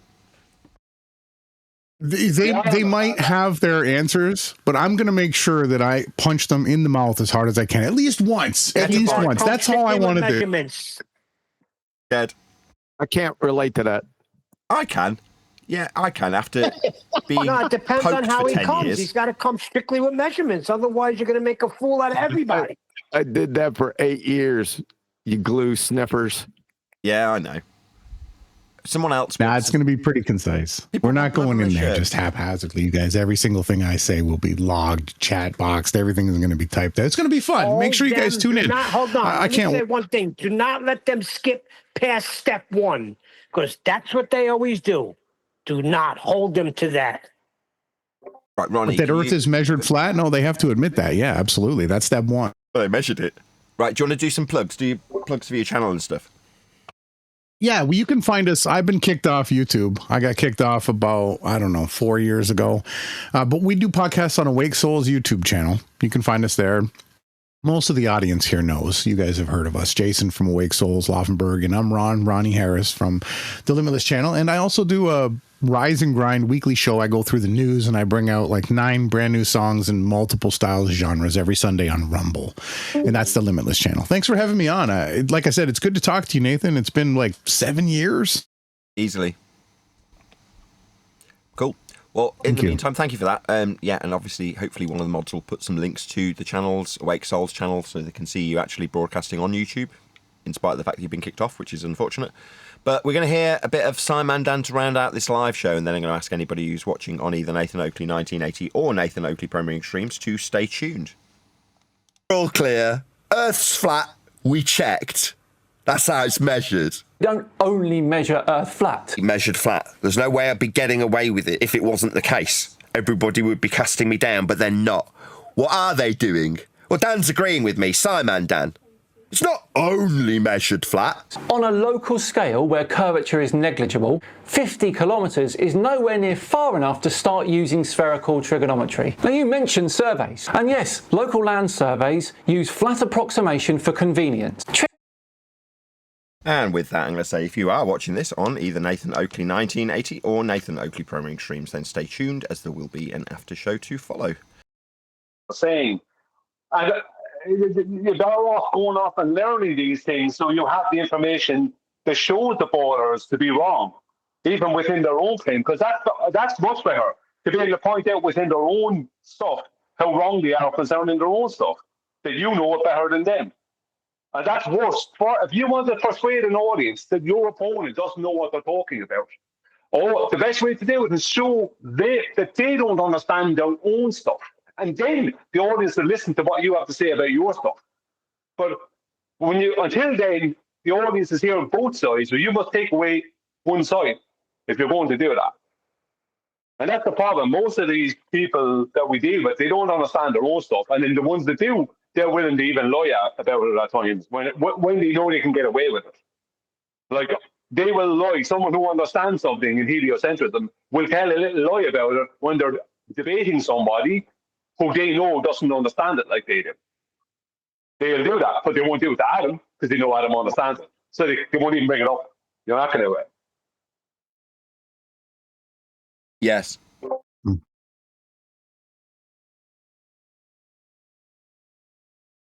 Now they're looking for weaknesses in arguments, and they're looking to make it into groups of people discussing Earth. And as Kiwi was pointing out to Ronnie, it's not a debate. This is not a subjective topic. And the other thing that I noticed that they do is that they use these tactics like fallacies. They filibust. They do all these different things, and that's why the debate we've structured doesn't allow for any of that. Right? There's no ad hominem attacks allowed. Everything is going to be completely structured. Each person, if you do anything like that, you forfeit. You lose. You're in delusional land. If you think that's going to happen, you're deluded. That they will say, and they may agree to all of it, but in the moment, that's not what will happen. And we also set it so that they have to choose the moderator, and if the moderator doesn't follow the rules, again, they forfeit and they lose the debate publicly. Now, what they'll do is they'll filibuster and do all the things you've just listed until you resign. That's what they'll do. Ronnie, can I ask you a question? Ronnie, please. Would you do something for me? Would you tell me what one of their claims is? One of their globe claims that they are going to use against you in this debate or whatever? So the 12 observations that they did, that's the first part. They've already made their arguments. That's the great part of this debate. They don't get to remake them. They've already done it. What is their arguments? TFE. What is one of the observations? Or just tell me what it is. I don't need to see. Just tell me what it is. 24-hour sun. The weight that guy weighed something different places that proves they're spinning. Their claims, right? Okay, that's perfect. Perfect. So critical think, right? Weighing something in different places. Critical think, right? This is what he actually did. He weighed something in Australia. He took those scales, brought them to Antarctica. That's a different situation, different temperature, different humidity, and didn't, weighed something, that same thing again, and got a different thing on the scales after he didn't calibrate his scales.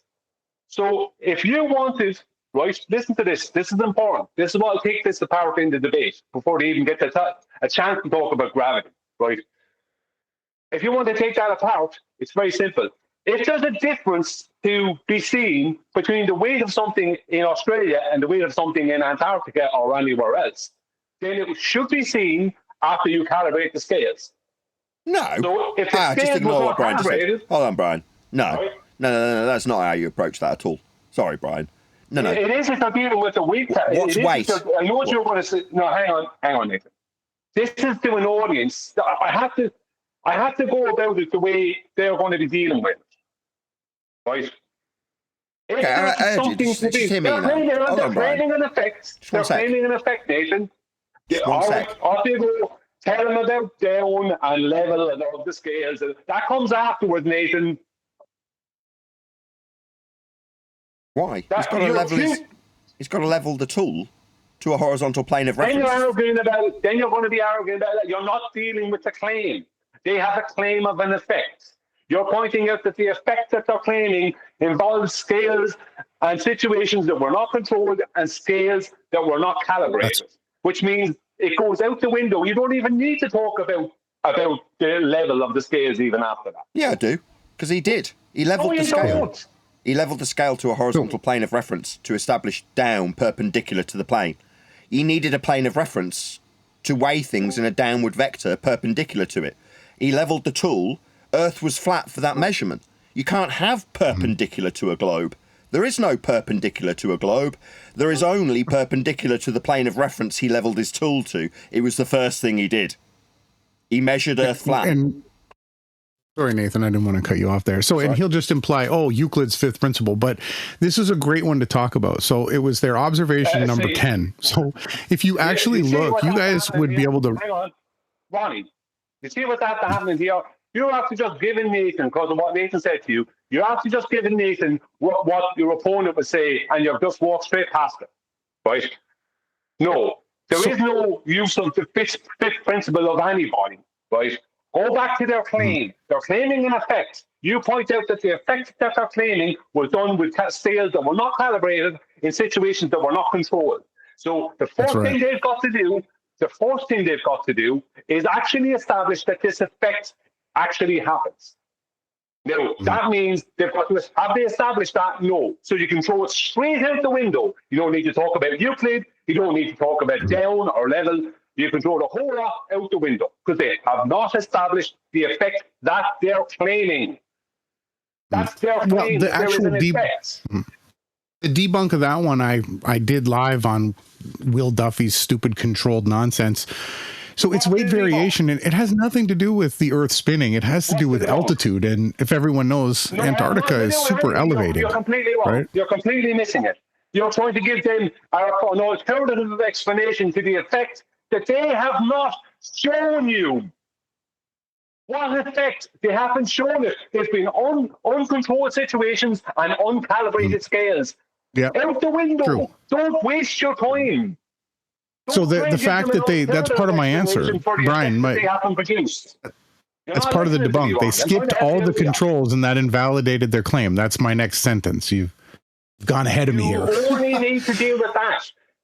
Did they calibrate the scales? No. Did they have control environments? Equal environment? No. End of story. It's over. But they say they do, right? But they didn't actually validate those through the observational. They admitted they don't, Ronnie. They admitted they don't. Out the fucking cyber lounge, out the window. This is frustrating for me because I'm trying to literally give you what you need to tear that apart.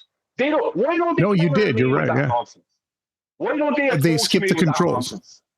They didn't have independent variables. That's all of them. Why don't they ever approach me with that? Because I do exactly what I said to you, and it's out the window. They don't. No, you're right. I agree with you. I heard you, Brian. I didn't ignore it. You said they skipped the actual controls. They invalidated their own claim because they didn't have the different variables set up. They didn't show any of it. They didn't calibrate their scales. They didn't tear them out. They didn't show. So in Australia, what he needed to do was go to a comparable place at the same elevation as they were going to in Antarctica, and then also live stream with multiple cameras verifying that at that altitude in Australia, the weight that he weighed weighs that. Also in Antarctica, they also should have had that calibrated. Their altitude is actually what changes the weight of something, the pressure of what we actually feel here on Earth. Temperature controls, pressure controls. They need a lot of things that they don't have.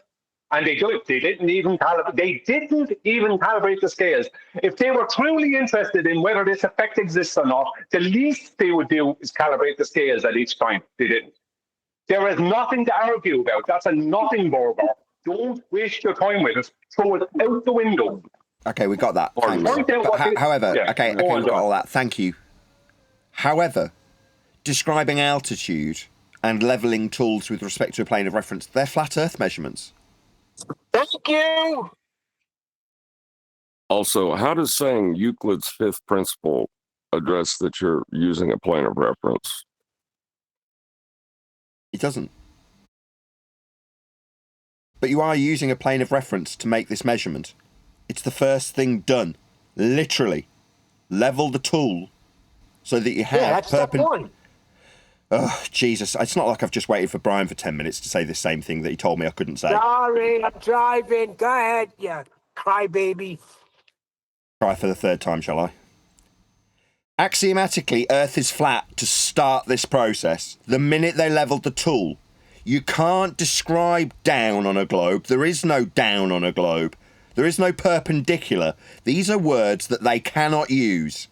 They do when making this claim of something that doesn't occur. So they still measure Earth flat to make a non-existent claim. They've got it. Brian's right. They've got to show it occurs first.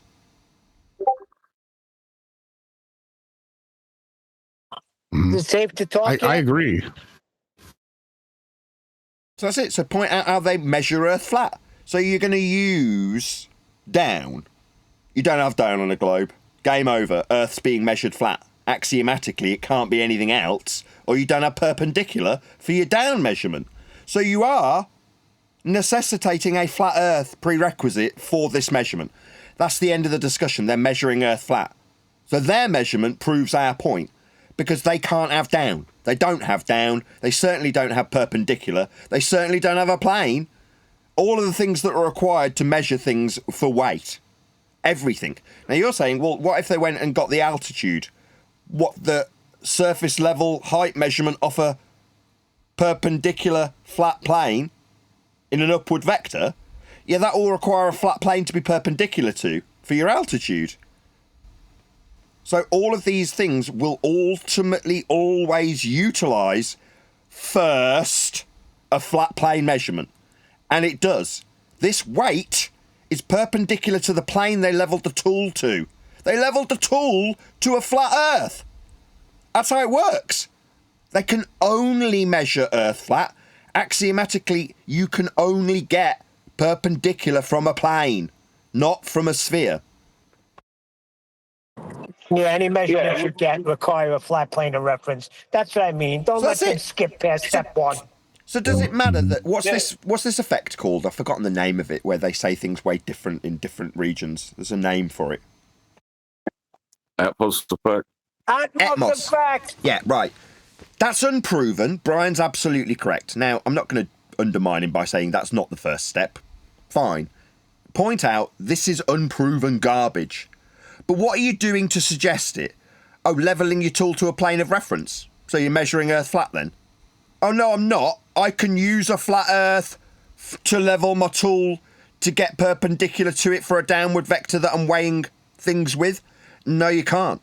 You're measuring and weighing things perpendicular to a plane. So you need a plane. That's the end of the discussion.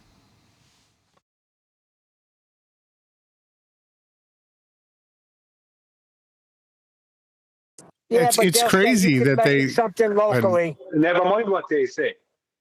Right? What's their ultimate claim? What does this involve? It involves a claim of Earth rotation. The very thing that they show doesn't happen while in Antarctica. The EQ mounts they were using, well, Dave McKeegan's EQ mount malfunctioned and started going at 15 degrees per hour west to east. And what happened? The Earth stayed stationary. Now, the reason it did that is because EQ mounts are designed to work on a flat stationary plane. They're designed to work with this phi as the rotating reference frame. Right? Their claim is that ultimately that these things are changing weight because of different places on a rotating globe, and it's coming back to their rotation claim. They debunked rotation and proved the flat stationary plane. They proved it with EQ mounts in Antarctica. Absolutely. The EQ mount is another flat Earth prerequisite. In order to use an EQ mount, the equatorial plane is what it's referenced to. What's that? Plane? Yeah, they level the EQ mount, don't they? Perpendicular to a plane of reference for the angle measurements to the sun in this instance. Yeah, that's a flat Earth prerequisite. There's no getting away from this. Yeah, can we do this the day of Antarctica? They what? And he had his measuring his camera device. He had it set to sidereal, not solar. He's a dumbass. So he's incompetent. And you know, the only reason I bring it up, you guys, I know you guys have probably tired of hearing about it. Hold on, Brian. Stop. Hold on, Brian. Ronnie, Just one sec. Go ahead. Where is the evidence that he didn't have it set to solar, considering he was tracking the sun perfectly? Never mind that rubbish. It doesn't matter if he has it set to sidereal or solar. It makes no difference. When that went the other direction, the Earth stayed stationary. Now, not only does EQ mount require a flat stationary plane, but they think that it somehow proved rotation because it's supposedly following the sun, going against the claimed rotation. But when it went in the exact direction of rotation, which would be sidereal for them, right, of their globe, the Earth stayed stationary. Never mind that bullshit about, I had it set to solar or to sidereal or solar. Like, that's a red herring heap of bullshit. Right? It went west to east, 15 degrees per hour. Earth didn't move. That's all that matters, not any other rubbish. So you're coming up with their answers in your head before you even go against them. Don't listen to their rubbish. Don't think about what they're going to say. Wait till they say it at the time. And don't let yourself be taken away with red herrings like that. Right? There is a small difference between sidereal and solar, but you wouldn't see that unless you're talking about weeks. Right? You won't see it over 24 hours. You won't see that over a week. It would take time. It would take months to see a difference because the difference is so small. So never mind that, Robbie. No. He showed the equal amount going west to east, the Earth stayed stationary. End of story. Brian. Yes, Kiwi. What's really wrong with this guy? There's nothing wrong. That was a different guy. What's wrong with Ronnie is that he'd be better off spending time focusing on what they're claiming and finding a better way to deal with it. That's what I think. Ronnie would be better for you. Well said. Point of order, Your Honor. Brian, can you tell everyone again who came to the conclusion first? Not that it's a big deal. Who came to the conclusion first without stealing any valor of perspective hijacking? Again, could you tell everyone again? It was Anthony Riley. It bullshit was. I don't remember. Well, I know Anthony addressed it. Why don't you tell him, Nathan? It was Ranty. It was Flatsy. I said it was Ranty. It was the Quantum Eraser. That's correct. No one else. It was Anthony. Did you tell Anthony? Well, I thought you meant. Sorry, Neil. I thought you even asked me. I thought you were talking about that specific example with the 3 miles. So that was Anthony. That I remember. Could have been right. What Anthony came up with was something he called the double dip, which was incorporation of both Earth curve and perspective at the same time to demonstrate how when you do it twice, it goes drastically wrong because you've done it twice. Now, obviously, you can only have one be true. Now, that's something that you made abundantly clear in the opening of QE's show. That didn't have anything to do with my point. You got there first. Then it doesn't matter, but the way Brian was talking about, and he spoke of stolen valor, and then he's going on about Anthony and Ranty. Now, Ranty was involved because it was Ranty's photo, right? Yes, remember the windmills in the off his coast over there? I don't know where it was, and we were all sitting in there. Yeah, and we were looking at him, and I said, "You got a side view of that? Let's see the side view." And then I was the first one to say it, but I think everyone knew at the same time. Yes, you remember that day? Yeah, I remember that period of time. I didn't know it was you that asked for the side view. I thought that was me. Yeah. Oh my God. Even if it was you, Nathan, it was Kiwi. I do not like what's going on. Everybody is trying to steal QE's valor here. This is stolen valor. What's going on here? They're trying to write me away from history. That's okay. They are. It started with 24/7. They're trying to write QE out.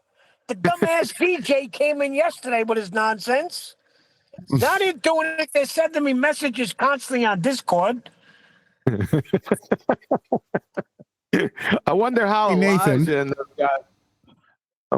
Elijah and Jin's experience is going at this point in time. I couldn't get in there because I could not find 24/7 anywhere. Yes, you got in yesterday, Eli? I'll tell you. Yeah. So almost immediately when I got in there, I just had a bee in my bonnet. I'm not gonna lie. I was like, yeah, that's wrong. That's like probably how it started. And I got muted like immediately. So DJ did the same thing to me that he claimed you did to him. Well, isn't that priceless? But the most effed up part is he had said something and then I responded to it. And then he said I lied, that he didn't say that. And I said, mother effer, I'll bet you $200 right now. To which he wasn't trying to take that bet. You know what's odd? The only other time that I haven't been able to get audio is the one episode that I debated with it, and it doesn't exist. Yep. You know that part that he claims I'm lying about, DJ now. Yesterday, I went back to the live stream and it just so happened to be between when we were recording. So I didn't actually get it. Oh, I got another question for you guys now that I get to finally. Is this live? Not anymore. It was up until about 20 minutes ago. This is the after show? Yeah. But it's recorded. Live in about Can you 4 play months. it later? Yes. You still have to be careful what you say. We'll still get hold Yeah, no, absolutely. forever. So another great thing that I hear, Nathan, you and everybody here talking about is the stolen concept fallacy. This is another one that I really want to push forward. The distance to the vanishing point is something that I've been interested in for, the whole entire time as a flat earther. The fact that the square root of the height of the observer times 22459. 0.2. You can get the distance to the actual vanishing point. And so do you guys have a section in the book where you explain that? Yeah, it's called the offing. Yeah, the original maths comes from like the 1700s, and they used it. You can't. Sorry. Go ahead, Brian. No, you can't get the distance to it. No matter what you do, it's an optical location only. It's not a geometric point. It's not a point of tangency. It's not a point on the, what good is your distance to it? What does it mean when in an hour point it'll be in a different place?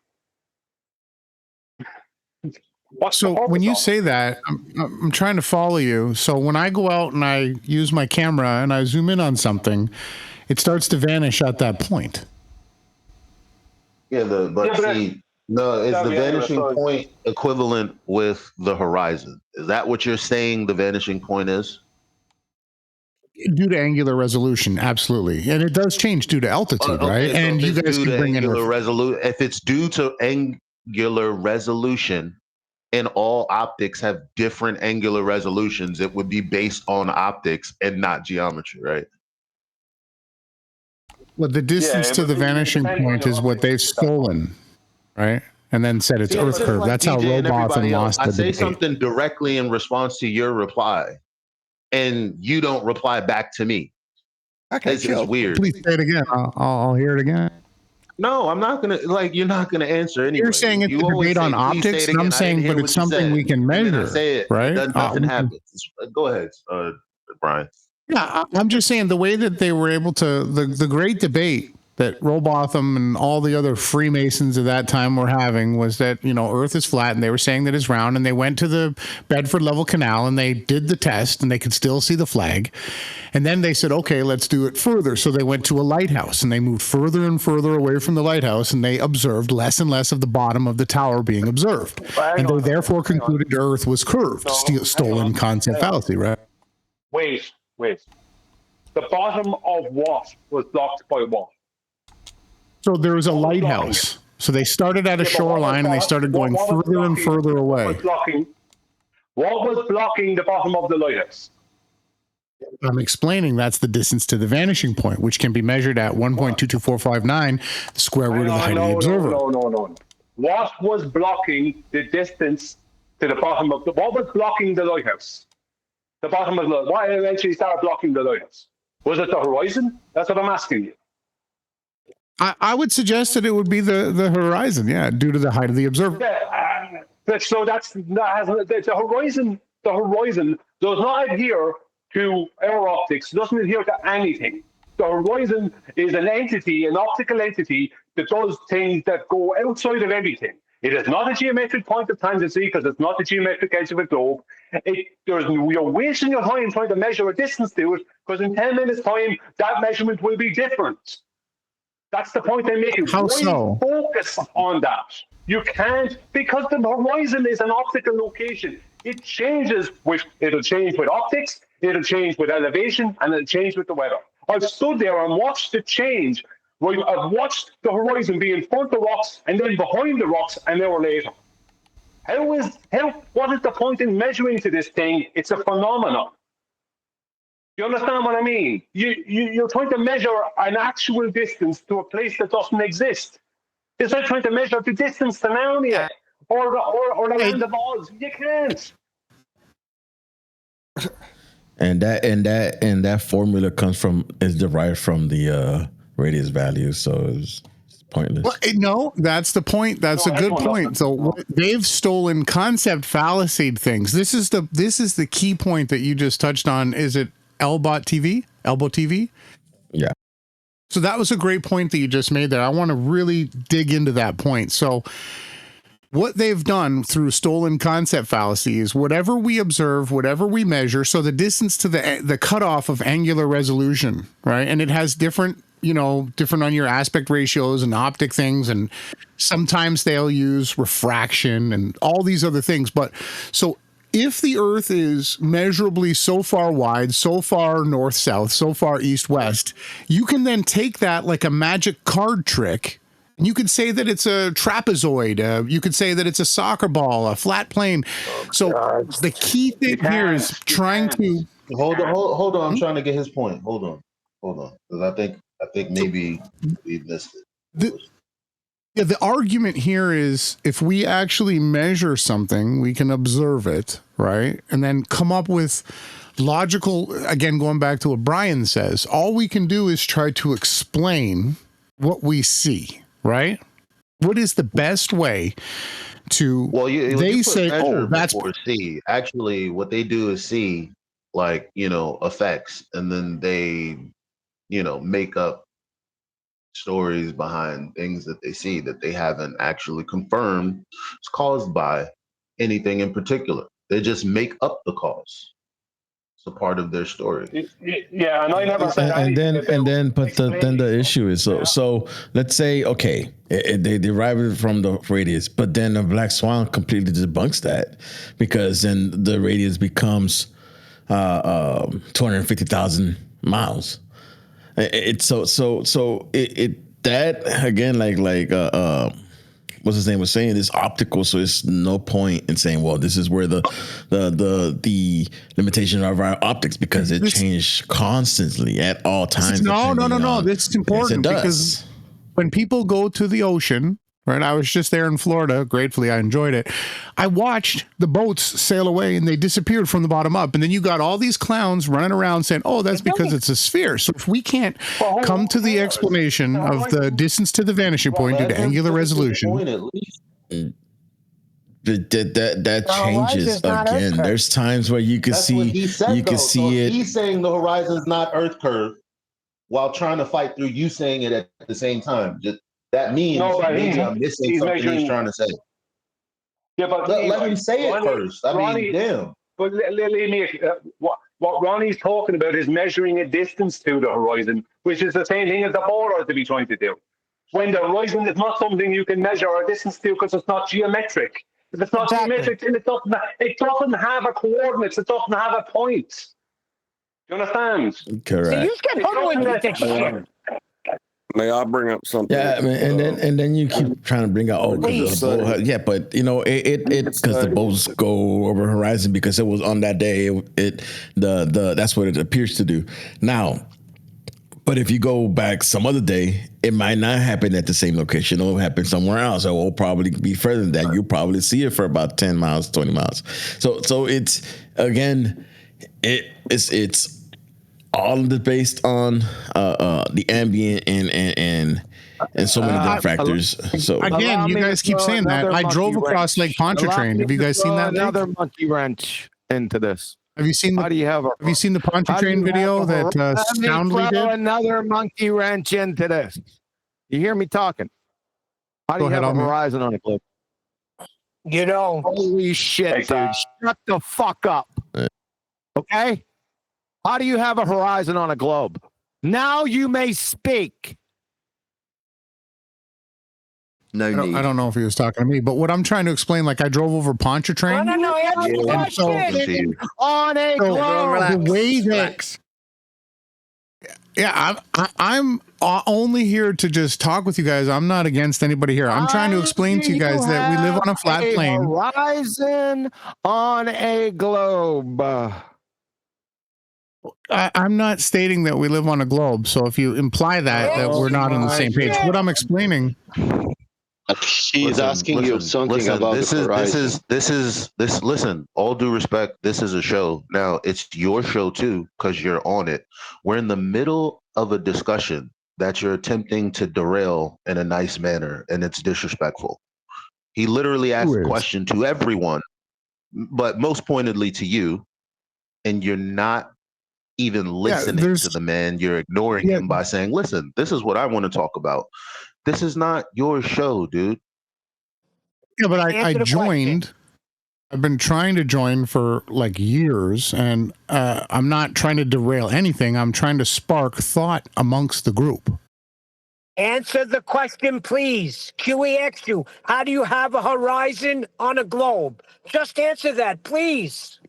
I mean, but first off, I don't believe we live on a globe, but do you want me to give you a thought of how it could be possible? I'm trying to spark it would be curved, right? Everywhere, all around me, I would see curvature if I lived on a globe. Right. So it would not be horizontal. Okay. No, absolutely not. Shut the fuck up. I'm trying to spark some thought into the whole idea of your distance to the horizon while you've been begging the question. So I'm going to take it back to the beginning. I'm trying to spark. How am I begging the question? I explained to you that I witnessed and visually measured distances to things that are obscured by my horizon. How is that a begging the question? Limitless. Limitless. He hasn't finished. Sure, he's just spewing off now. Holy shit, dude.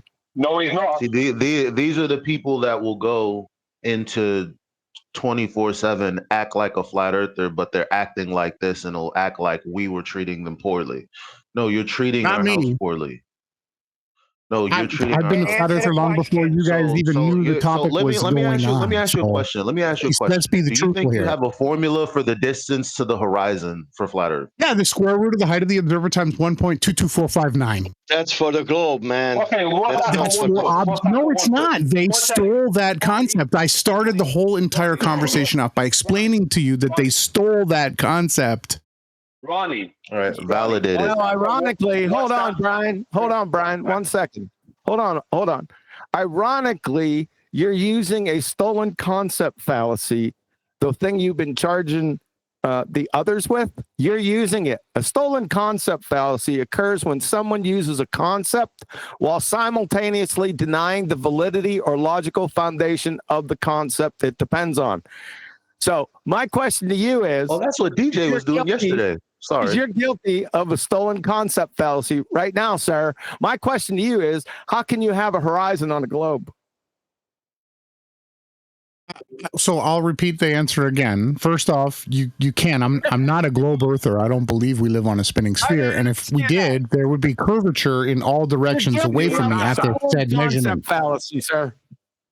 You're guilty of no, it's not. I'm explaining to you. They stole. I don't want to talk over you. I don't want to be right now of what you charged others with. What's the difference between? So you can literally go out and measure, right? You can get your height. You can go and take a building. You can take a lighthouse. Can I explain? And you can measure it, and you will find that 1.22459. You will get the results. And some days it might be a few feet less or more, depending on how much atmosphere and water there is. Shut the fuck. I'll tell you what. I'll fucking go in there and shut you out myself. I'm fucking tired of listening to you. All right? Why isn't the mods in here controlling this? I don't know. That's righteous. He doesn't make me a mod. You continue to diarrhea vomit from the mouth after people are telling you that you're guilty of the same thing you're charging others with. In the same breath. Why are you attacking me? Oh, because you're a dumb fuck. Explain how I'm dumb. You? Shut the fuck up. Shut up. Thank you. Now, maybe we can have some control here.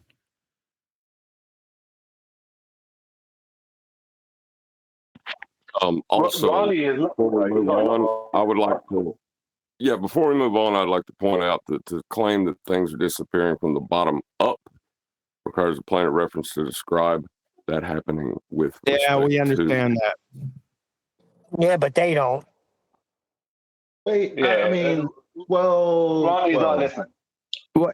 He's not listening. Is the point. He's not listening to anything you guys are saying, but you keep on going down the same trail. You're answering, you're trying to give him responses.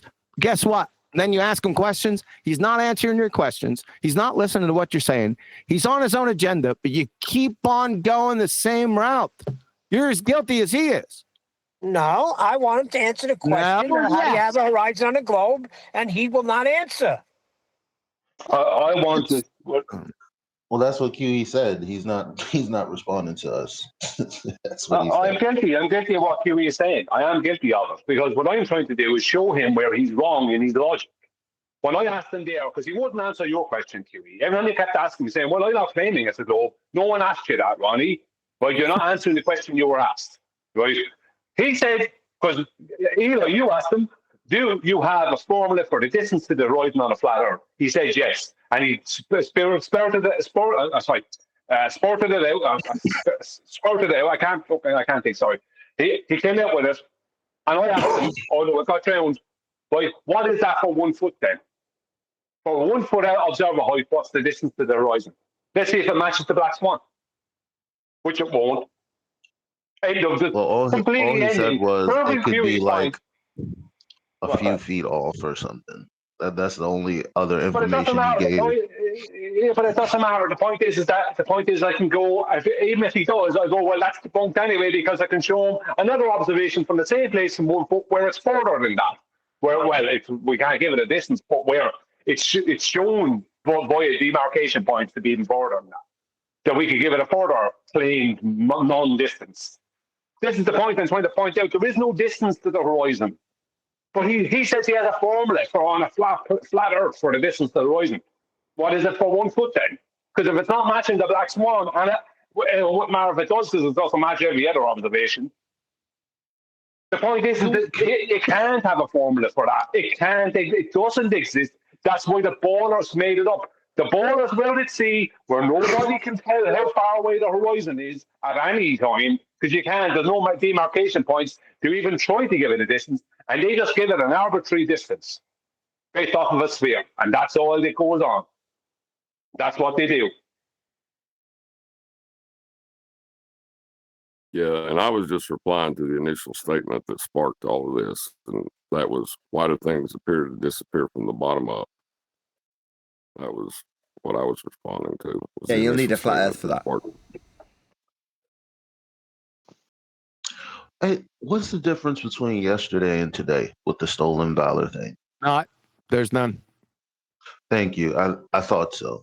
Because, I also should mention that the citation that you gave has, I guess, been updated with Andrew Thomas Young's page. So there's a part that not everybody, but DJ and a few others are pointing out that, well, oh wow, you didn't actually provide the whole citation, because it's not that it's in another part, it's actually a part of that thought, and you cut it off, and that's why he was saying Are you saying that it's been changed on Andrew Thomas Young's website? It actually has been changed. It was updated somewhere around 2022, and I know you had your citations well before that, QE. Yep. So doesn't matter anyway. He said, because he's trying to say that Andrew Thomas Young, if you take out all of the globe stuff, is explaining atmospheric refraction. And I'm like, no, that's not what this is explaining. So let me get this straight. Wait a second. He claimed that's a nothing burger. He claimed that there was. Well, he also said that I lied. Sorry about saying that. He claimed that, among many of his mind-numbing claims that were contradictory, he claimed that there was a different type of refraction other than the law of refraction. That's the basis of his idiot claim, one of them. So it's all over. It was over right then. Yes? Yeah. And I guess that's where they get that. That's where I say he gets into the stolen valor. It's not stolen valor. It's called a stolen concept fallacy. There you go. My bad. Stolen concept, fellas. Yeah, but let me get this straight. This DJ guy is saying that when Andrew Thomas Young takes all the globe stuff out of it, he then can explain atmospheric refraction. I'm gonna say no because unfortunately he said I lied about him saying that, and I'm strawmanning him. So when I went back to the audio, it didn't exist. Unfortunately for me. Okay. It's not Because interesting. I bet him $200 that he did say that. So whatever. Well, it's the nothing burger, dude. I'm not into bets or money. He's a moron, and was shown yesterday to be as such. Period. It's over.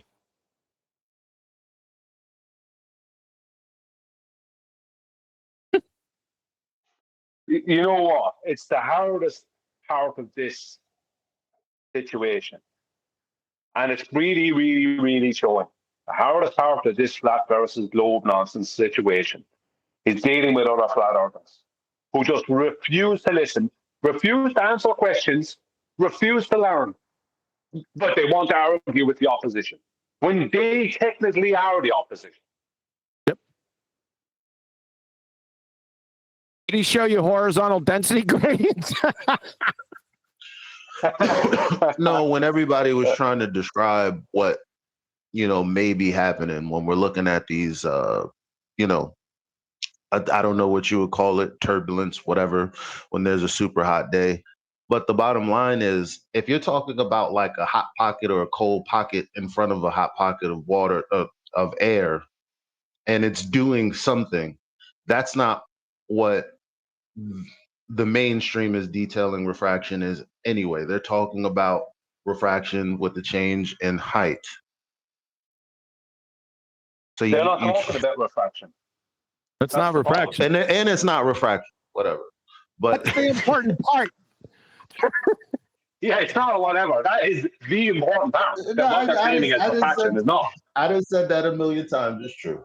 And it's not refraction. But the bottom line is the part that they updated where he wanted to say, look, see, QE tried to get me with a gotcha saying that he said something right here, but look what he said right after this. And I'm like, he could have said something correct and then in the very next sentence said something incorrect. That doesn't mean that QE, misquoted him. Second of all, if you look at the second thing he says, and you're telling me that that's the bit that's relevant, well, if you dig further, like when you say click, here's more, he's talking about calculating the theoretical rays of light bending. So I know that's not what you're trying to do to prove your point. That's why I'm telling you can't use it. This is not refraction. So I don't know. Andrew Thomas Young, Andrew Thomas Young has changed around what was initially on his website to somehow help support him better. Because what he had, that's what I'm hearing. Because what he did have prior to 2022 was not supporting him. Is that what is that it? It wasn't there before. That's all I'm saying. Oh shit! So Andrew Thomas Young has been changing up his rhetoric. A bit of a Professor Wolf. Yeah. Because he said there are no layers of different refractive indices, I guess. However, he goes on to say, yeah, they are. They're just gradual. And I'm like, how do y'all not understand that that's BS? I don't know how people don't get that. That's gradual, huh? He just contradicted himself. Yeah, with the smooth continuous density that I asked him about yesterday, about 8 times. What he said? What's the question he again? Didn't respond to that. Yeah, he said the same thing to me. That's why. Keep asking what the question is, because the guy is a bowler. I think the guy is a bowler pretending to be a flat earther. I think that's the tactic they've taken. Now, you call me conspirator But that's, I think, the tack that's taken by these people. They're so desperate, I reckon they are willing to do that. I was only joking that they would come down hard on you, slightly, but you went in there, Elijah. Hey, You went in there, dude. He said, "You're not going to do that here." Well, I You're could have not going told to you parrot that when QE because I was asking him the same things you were asking him, and he was like, "You're parroting QE." I'm like, "No, it's a pertinent question." No, I'm surprised that. When did you go in there? Right after the show was over? Maybe an hour after, because me, Jin, Berserker, a few of us were basically talking about how you're like the land of misfit toys.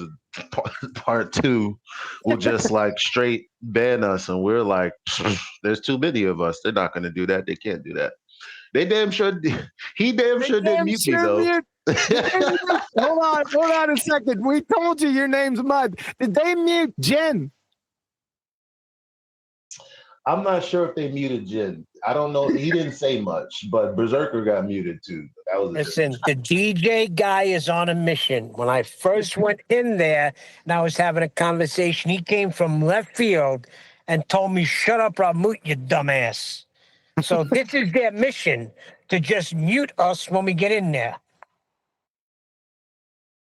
But he can't keep me muted though, because that looks too wild. So eventually he had to relent, and I had the mic. So it is what it is. I told you what was going to happen. Too funny. But T-Dub says he loves you 3 times.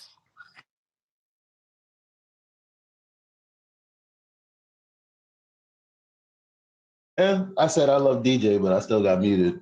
What's love got to do with it? That's exactly. Yeah. What's love got to do with it? Exactly. Huey, imagine a child's playroom where there's all these toys on the floor, and there's a colored blanket and all this other stuff, and toys up against them, and fluffy toys and robots and all this other stuff, all around the walls and all around the floor. Well, that's kind of like those servers, and they don't want you in there because you're dressed in that 1980s military attire with M16s.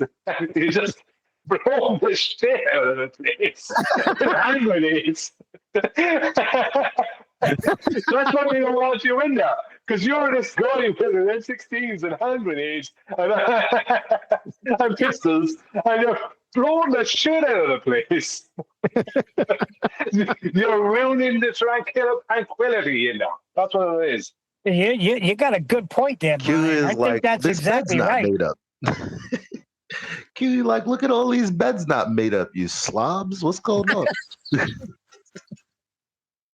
Because I got the quarter out ready to try to bounce it off it.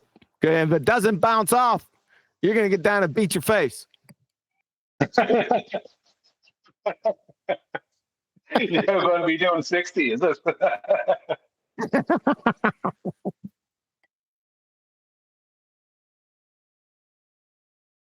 There has to be a sufficient level of tension on the sheets. Is that what you're saying? Yeah, I'm underneath my bed. A grown-ass man underneath my bed trying to get my fingers in between the springs that are horizontal. You know what I'm talking about. Get my fingers in between there and pull the sheet tight on both sides and then go down to the bottom. But when you pull the bottom, it loosens up the sides. Can you imagine? You just said in your face. I haven't heard that in 20 years. Really? Yeah. Private.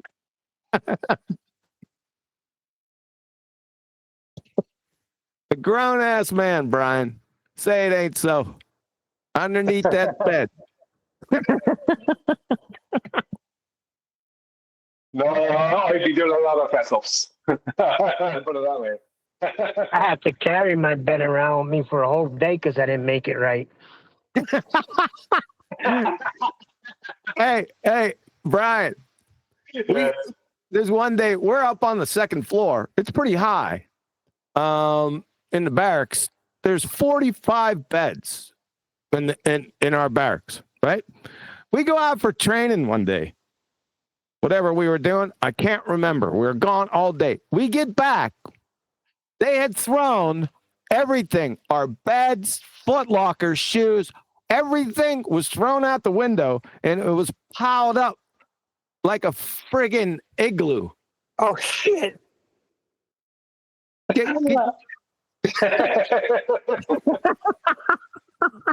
Somebody left their damn wall locker unlocked, didn't they? Hey, what? So, what's your reaction? So let's say they took you out, you're training all day. You just got done maybe running 10 miles, maybe a road march, another 10 miles, sweating, you stink, you're hungry, you just want to get back to the barracks, and you come back and you see all your stuff, all your shoes. If you didn't put your initial in your shoe, guess what? Because all the shoes don't know which is yours. Yes. You don't know which one is yours. Well, then I want to find out who messed up that caused them to do that. No, you're missing the point. You come back and you get out of the cattle trucks and you look, and that's what you see. What's going through your mind? Who's after doing that? I'm saying, what's going through my mind is somebody messed up, left something wrong to cause them to do this. Yeah, but no one's going to own up to that. And they won't tell you. Even if it didn't happen. That's not what was going through my mind at that moment in time. I could care less. What was going through your mind? That's irrelevant to the actual end event that's staring you in the face. You have to deal with it. End of story. It's either, your options are, you either deal with it, you either STFU, right, and deal with it, or you do the opposite of that. Whatever that might be for the individual person. That's your options. Let's change the situation up a bit. Let's say I get out of the cattle truck. We all get out of the cattle trucks, and that's what I see. But I have an Uzi in my hand. Yeah, this is why you don't have an Uzi in your hand, and they make sure that at that point, because you're at breaking point. Because you're tired, you're cold, you're wet, you're sweaty, you just want some food, you just want to wash, you want to have some rest, and instead you get this crap. So what was it called? Sense of humor. Go on. What was it called? The pyramid of stuff? I mean, what was it called? They threw everything on top. Like, how do you find your shit? What do you freaking do? You start sorting. It's the only thing you can do. You start going, you pick one thing up, you call it out, say, got these initials on these pair of boots. That sounds like it's taking a long time. After a run, start with the boots. You start with the boots. That's what you start with. Or you choose anything, and everyone gets all of them together. You organize them. Then you go to the belt buckles. Excuse me. Is this how it goes, Kiwi? That's what you had to do. That wasn't my point. My point was the psychological impact of you getting out of the cattle truck and first taking your first look at those beds and those boots and everything piled up in a pyramid. That was you want to kill somebody. You want to kill somebody. That was my psychological. Yeah, I understand what you're saying. You want to kill somebody. Somebody messed up. No, you, Neil, were going straight to your old life, where you're finding out who ratted out or whatever. Right? Who the fuck fucked up here? Who left the locker open? Who left the bed unmade? They'll never find that out. Shit. Nobody's going to say who that was, and they won't tell you. And even if nobody did it, they might even just say someone did it. It doesn't matter. The point is that you'll never know. I'm looking at people's behavior to find out who looks fucking guilty here. That's you're friggin' insane, dude. Defining people's thoughts. Son of a bitch, it was him. nobody knew. You can't know. Because if you knew, you wouldn't have done it. Because you knew that would have happened. So nobody knows they're guilty. Yeah, nobody's going to even know exactly. Yeah, of course. They're not going to know. I've taken some shortcuts in that 6 months of intensive military training. It might have been me that caused it. Holy shit. Well, it sounds like you did cause it. It happened. You might have given somebody some buddy love, and it was you that did it. Doesn't matter anyway. You're going to have to sort everything out in the end. No, traumatizing. Some music for you. Did they ever play any sad music for you when you were doing it? It wasn't my point, Neil. The point was that first thought, when you first get out of the truck and you see that in front of you, that was my point. Understand. I could see it in my mind's. I could see it in my mind's eye. How did I ever put up with that shit? Yeah, it's really, do you want to be here or not? That's really the question you're being asked, isn't it? Well, it was like, are you fucking serious? I think that was my fucking first thought. When I signed up for that 6 months of intensive military training, and I seen this drill instructor just grab a freaking grapefruit and bite it, skin and all on, I said, what the hell did I get myself into here? A similar story. A friend of mine was in the army here, and everyone else in his unit was after being broken by the sergeant, right? Everyone else had been broken, right? Everyone else had ended up on their knees, in a rage, whatever, right? He hadn't, and he lasted and lasted and lasted and lasted and lasted. And I got to a point where the sergeant came in and started inspecting everyone's stuff, but he made a point to do extra inspections on his stuff because he wasn't after breaking yet. And he thought everything was correct, but he did realize that he had caught the bed with the pocket on his side of his pants, on the army pants, by accident, and just pulled a tiny, tiny portion of the corner of the sheet out. And he said it was like, you're talking, he said, a millimeter kind of thing, at the end of the bed or something. And your man saw it, the sergeant, and he absolutely lost it, caught the bed, and this is after a lot of training. He was like similar situation. He's saying, from memory, he was really tired and everything when this happened. And he caught the bed, caught the locker, everything, and smashed it up. And my friends had to be held back. He was trying to kill him. He said, there is no holding out. Eventually, they get you. That's what he said. Eventually, you break. Yeah, I got a few stories like that. Yeah, you're right though. Eventually, you're going to go down. I got another one, real quick one. You guys, I probably told you this is pretty funny. I'll try to keep it concise. So, I'll give you the context. We're in Hawaii. It's called East Range, and it's one of the places in the world that has the most annual rainfall. They put it there for a purpose. So we're out there. It's friggin' thunderstorming, right? It's about 2 or 3 o'clock in the morning. It's the second day that we were there. Everyone's sleeping. They come through both doors of the barracks, front and the back door, banging on trash cans. Get your fucking asses up. We told you to get up. They take you out to the sand pit. It's pouring down rain. You're doing push-ups, flutter kicks, and grass drills in the sand for over an hour. They were on top of you, right? There's 6 or 7 of them going through the formation.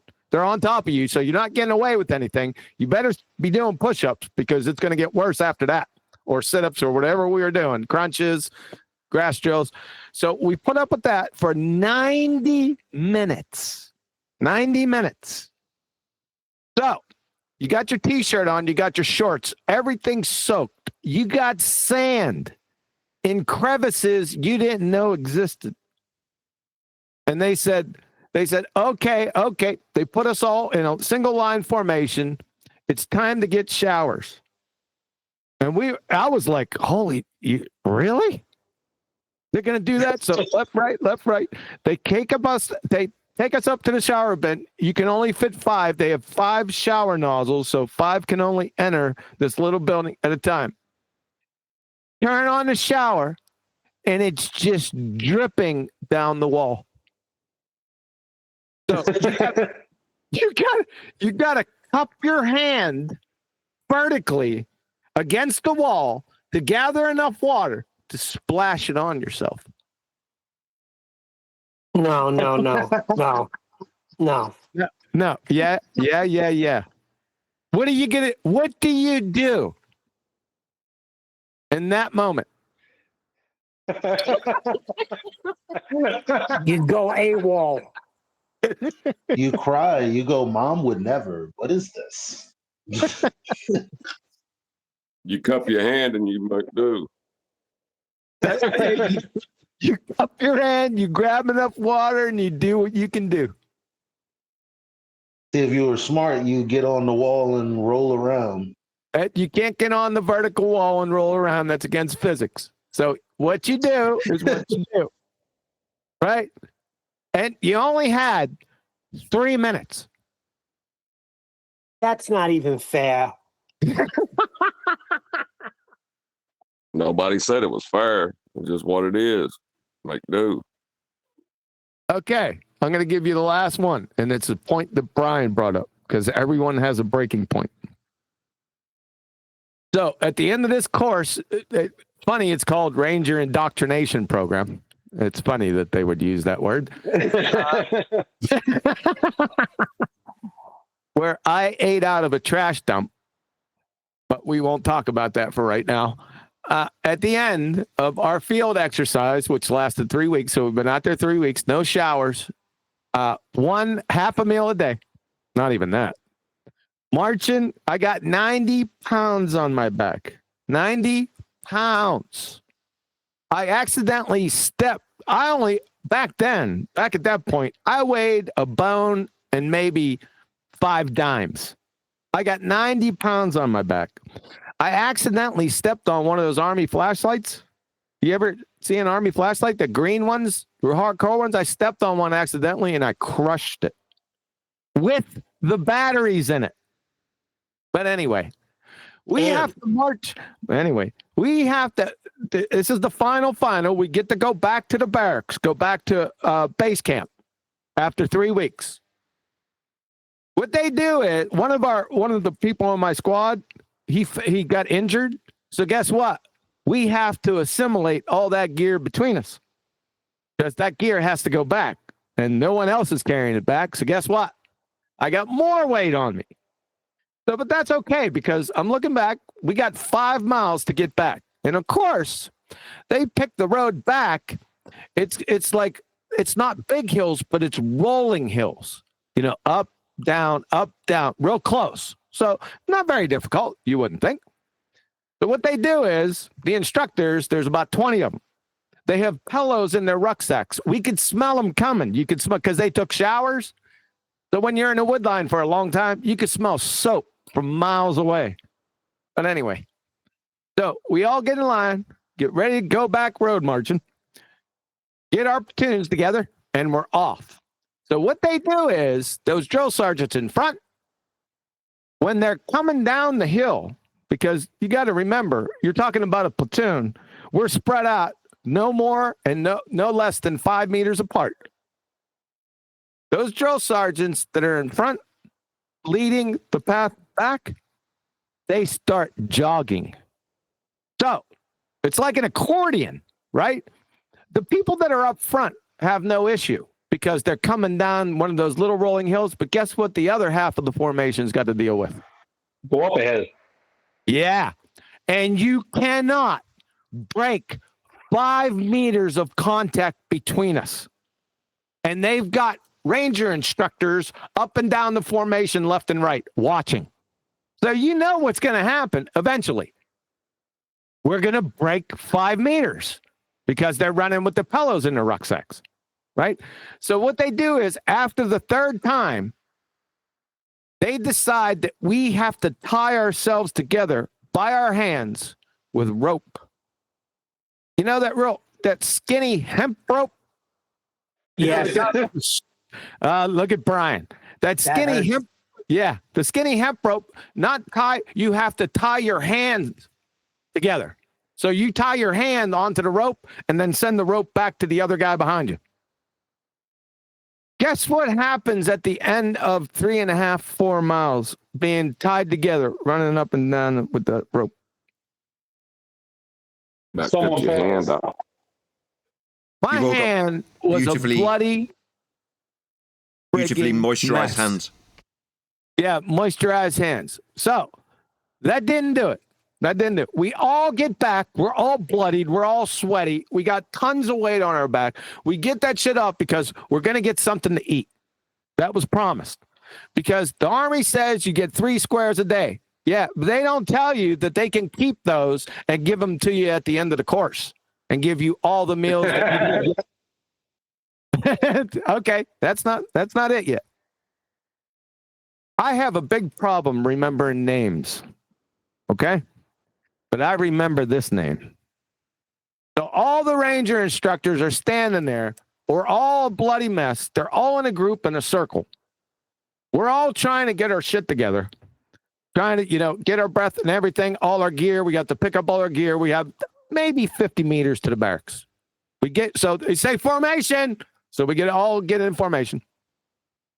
And one little skinny ranger instructor pops out of the center of their little circle jerk.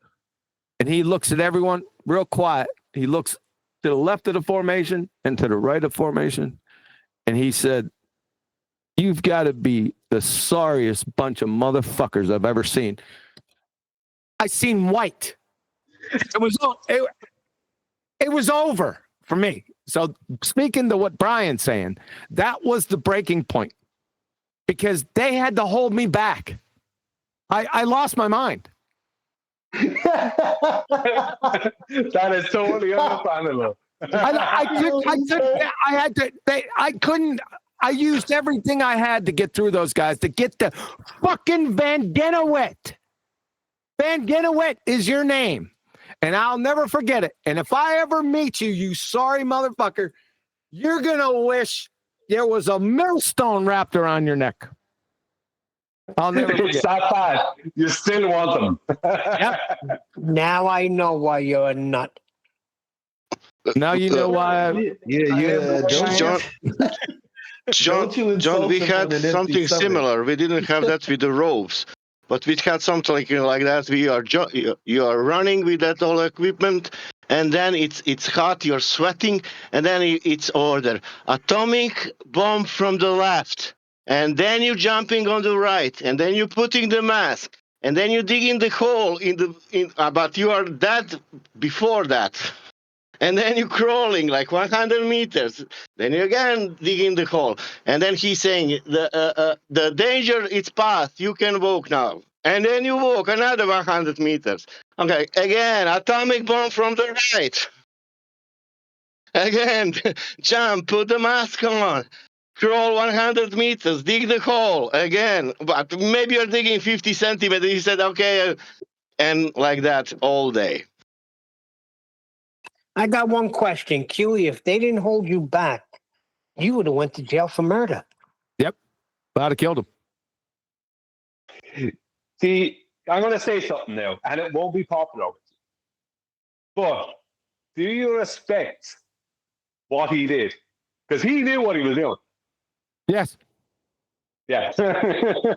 Doesn't mean you don't want to kill him, but you know what he was doing. Yes, but like you said with your buddy, everyone has a point. Some are sooner, some are later, but we all got it. There's a point where it's over. There's no talking to you. No, that's the whole purpose of it. Yeah, there's just a bunch of people holding you back. So our girls' points 2 words. 2 words. Sorry. There's no talking after that. I'm going to round out now anyway. So with that, another huge, massive, enormous thank you to both Discord and G Plus panels for making today's after show possible. And of course, a massive thank you to all of you for liking, commenting, sharing, subscribing, joining as a Nathan Oakley 1980 channel member, and all that good stuff. I've been Nathan Oakley, and I will see you all in the next video.